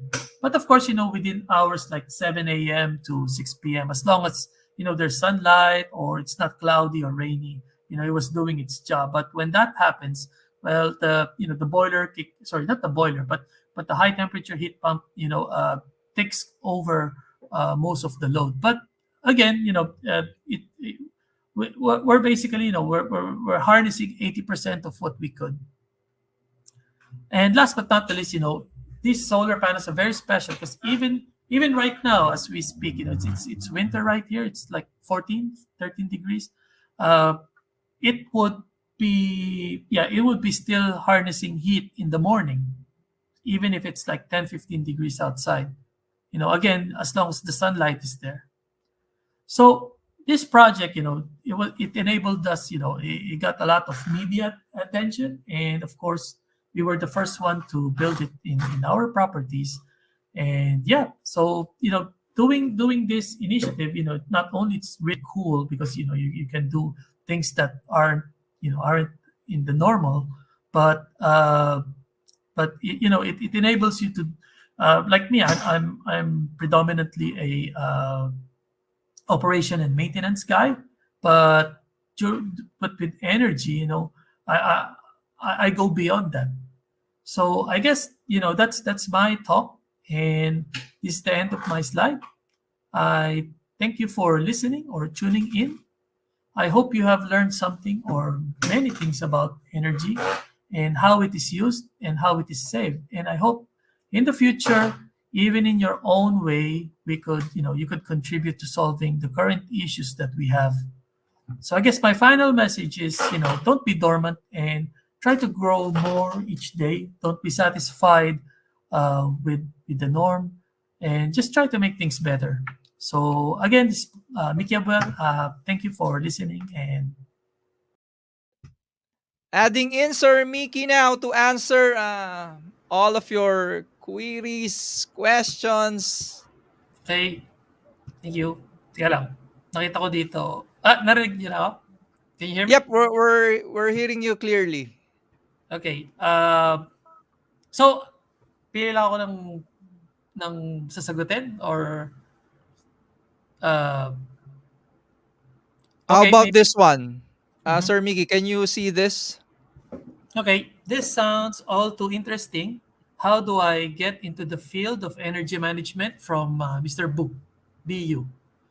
I guess, to be honest, before becoming an energy manager, you really have to have a bit of background. Like I said, you can start by becoming a facilities engineer or a facilities tech. I mean, even in the technical side, you could start with that. Uh, when I took my CEM, I needed, I guess, 5 years of experience, and yeah, and that helped me to get that certificate. However, you don't have to have a certificate to do energy management. That's what I'm saying. It's just that you probably need to, you need to learn what you're operating or what you're managing before you go ahead and then yeah, before you go in. It's like my talk, the baseline, you got a year or 2 years after after you learn what you're doing, then you could apply it.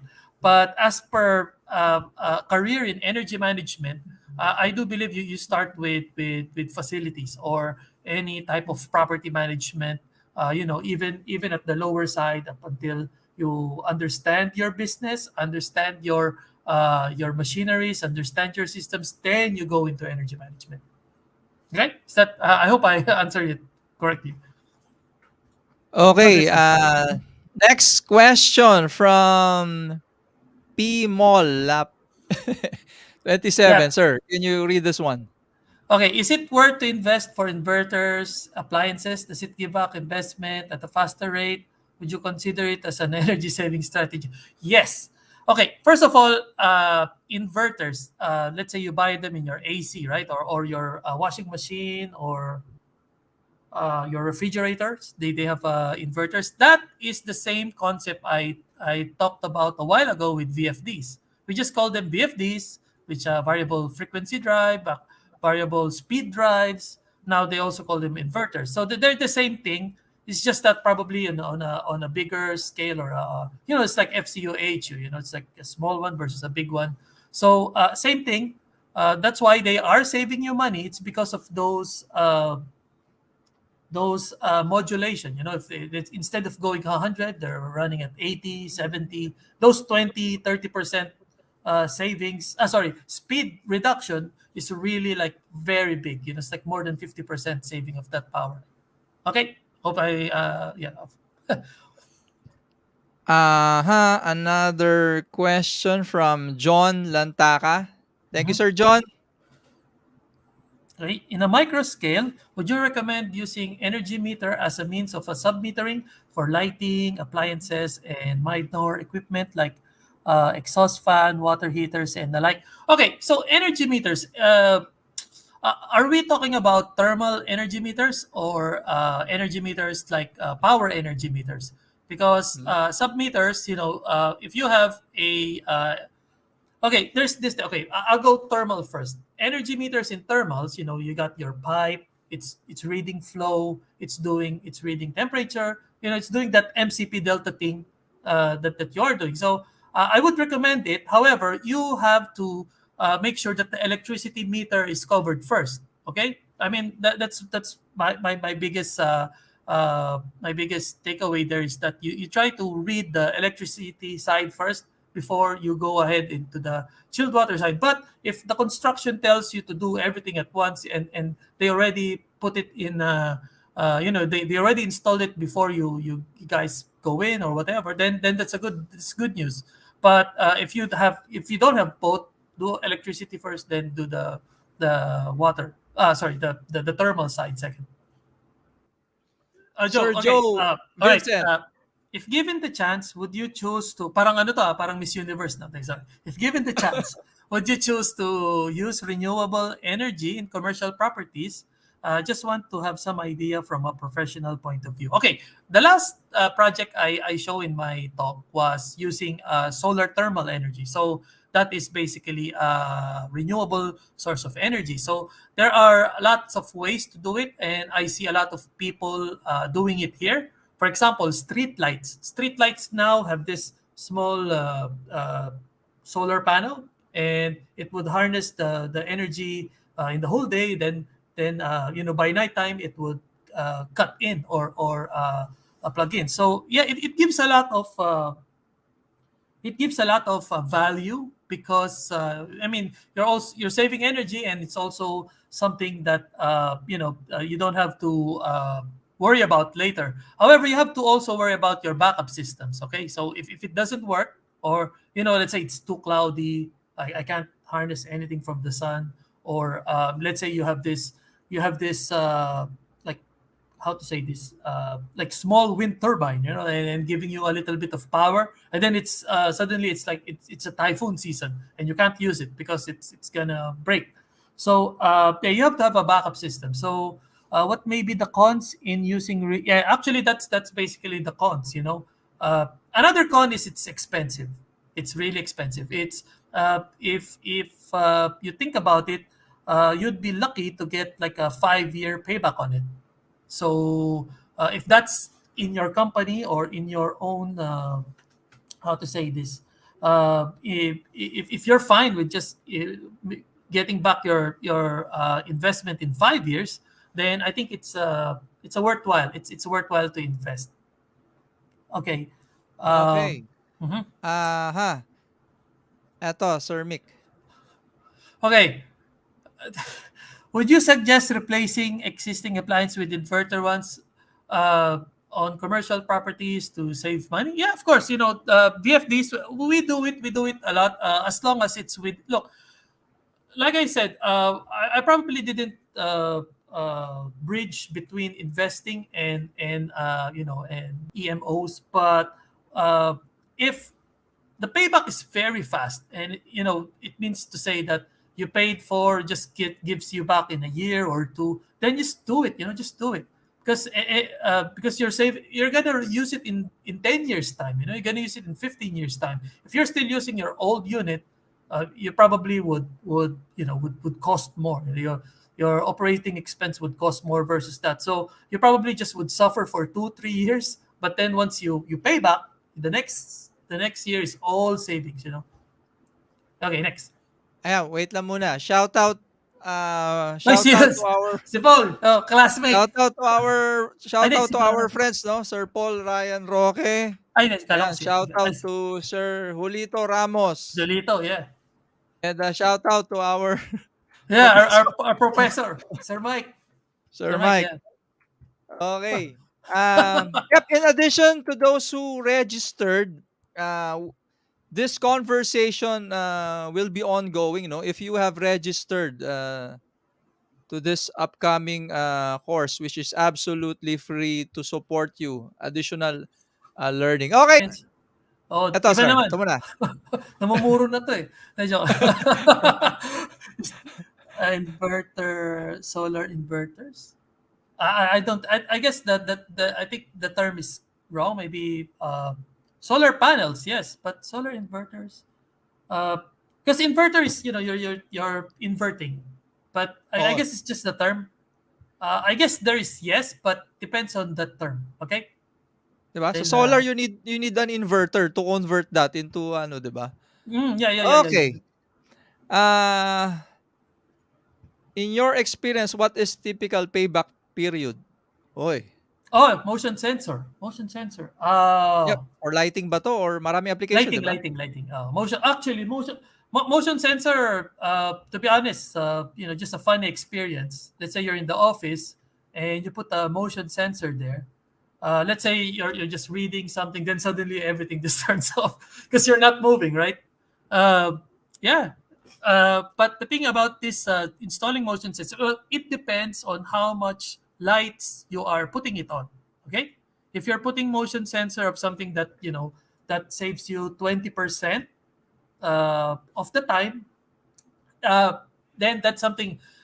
There's something called a load factor. Okay, there's something called a load factor. So you have to see if how much percent you are using based on that motion sensor.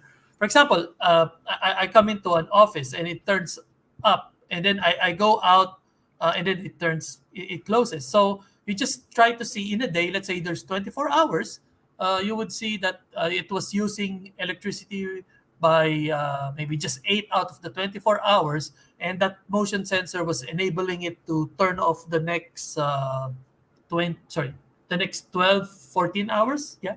So anyway, yeah, that's just based on on timing. So cut long story short, probably 2 years, 3 years payback. That's already good way to that's already a good payback on motion sensor.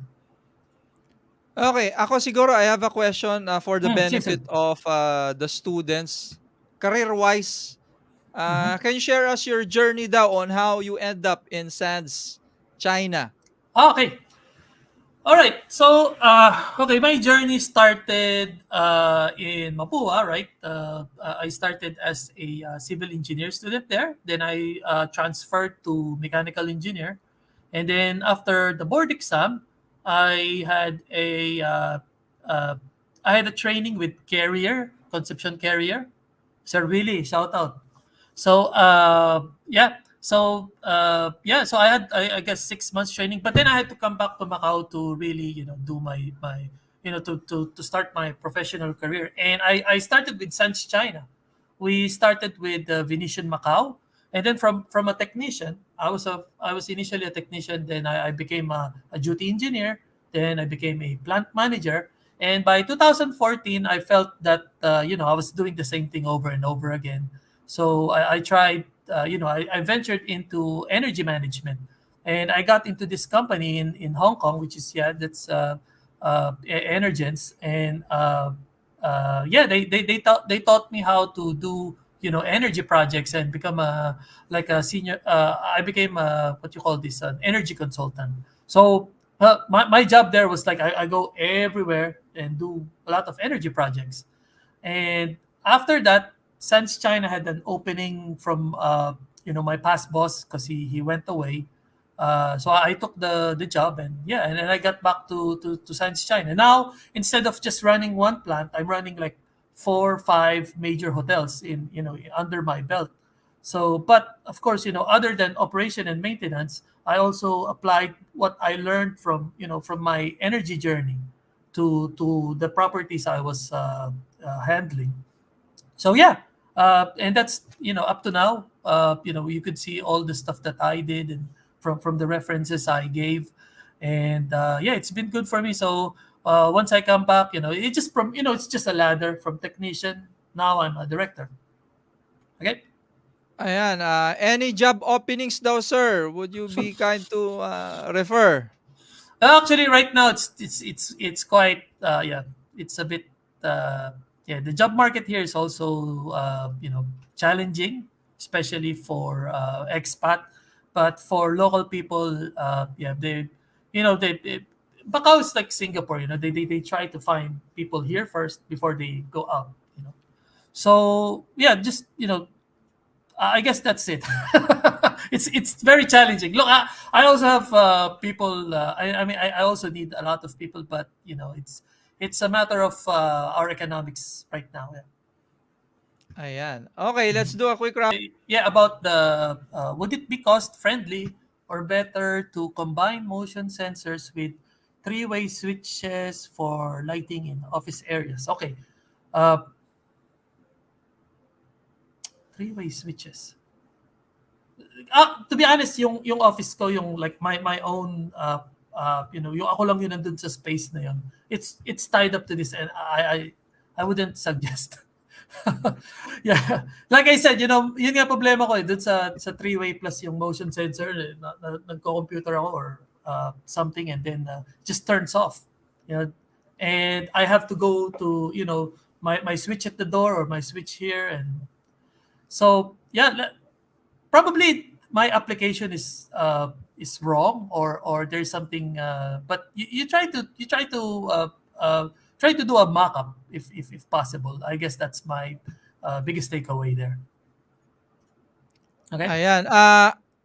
Was this discussed pala how to be a certified energy manager?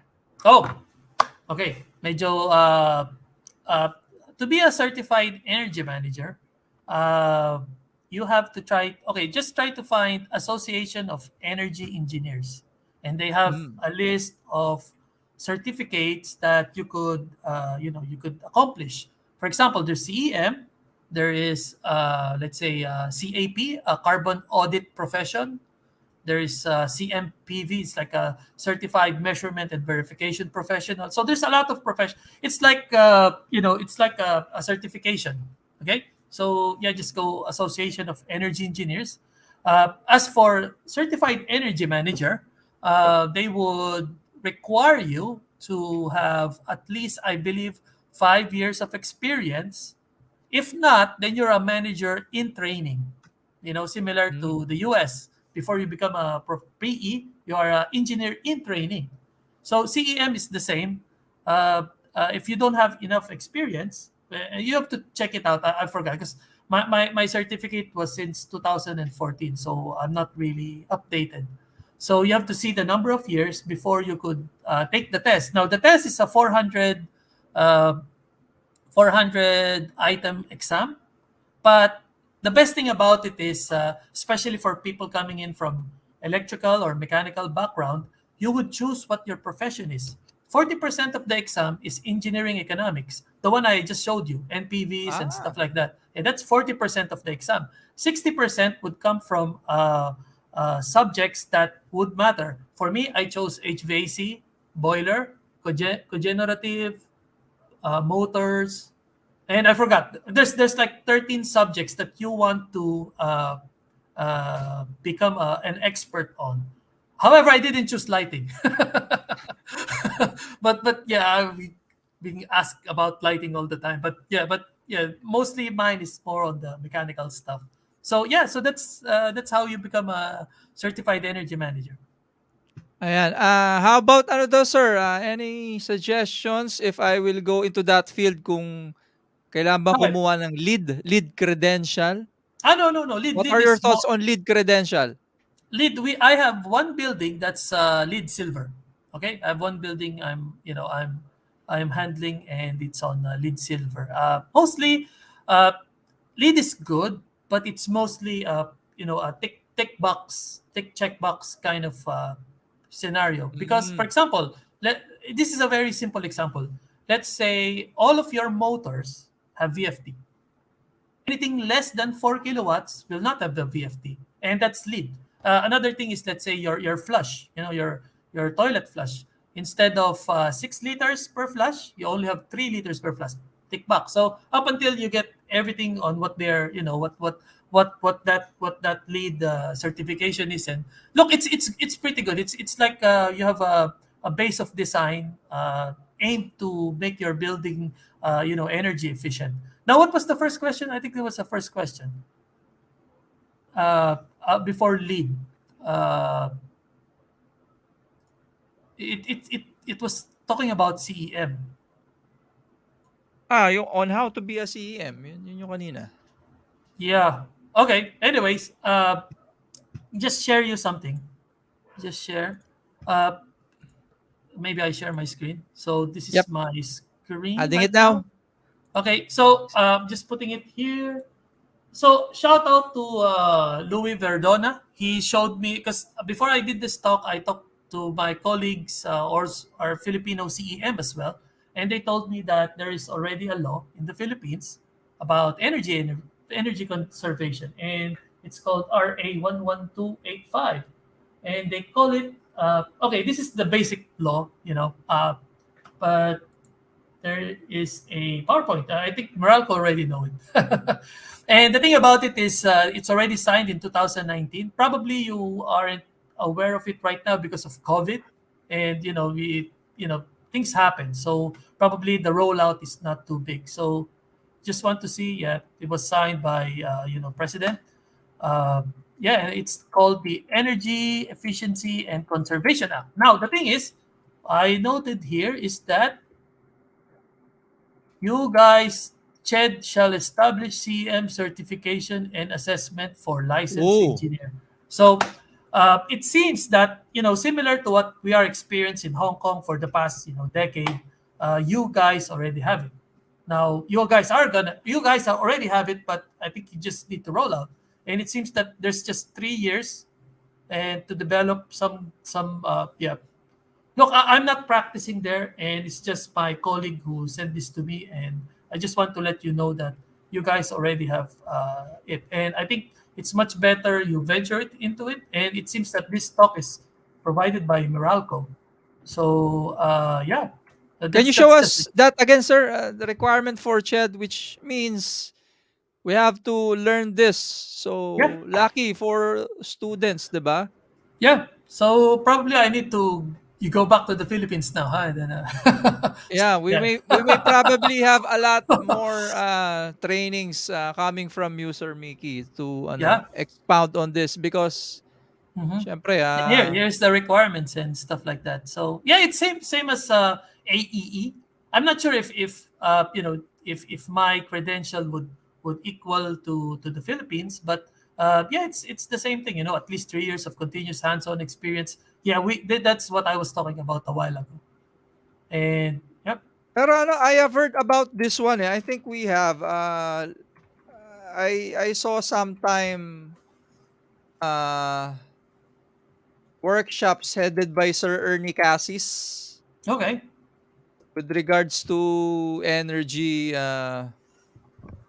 management. I'm not Mm-hmm. sure, di kasi ako nakapag-attend, not my field pero we Mm-hmm. had something like that with regards to energy I see. I see. management. Ayan, so again, Okay. So I'm just gonna stop sharing my screen now. Okay. okay, so we hope to hear from you guys. Course na to. This course has a discussion forum so if ever you have additional questions, and we will be having Sir Mickey probably after many months, many Yeah. months for the advanced version of this. Yeah. Yep. Granted that Mm-hmm. kayo guys ang mag-request, no? You demand to Yeah. have it. No problem. Again, Sir Mickey is a very, very established, ano? Again, nasa Thank you. Macau, ayan, Sans China, napakalaki pala na. Diyan, di ba ginanap, sir, yung kay Pacquiao? Diyan ba yun? Oh yeah, yeah, yeah, yeah. Yep. Actually, the when I was a technician, that was my and but probably when I was duty engineer, I was always at the B shift or evening shift. I watch a lot of yeah, I got a lot. No, I was on duty, checking the AC, the lighting, and yeah.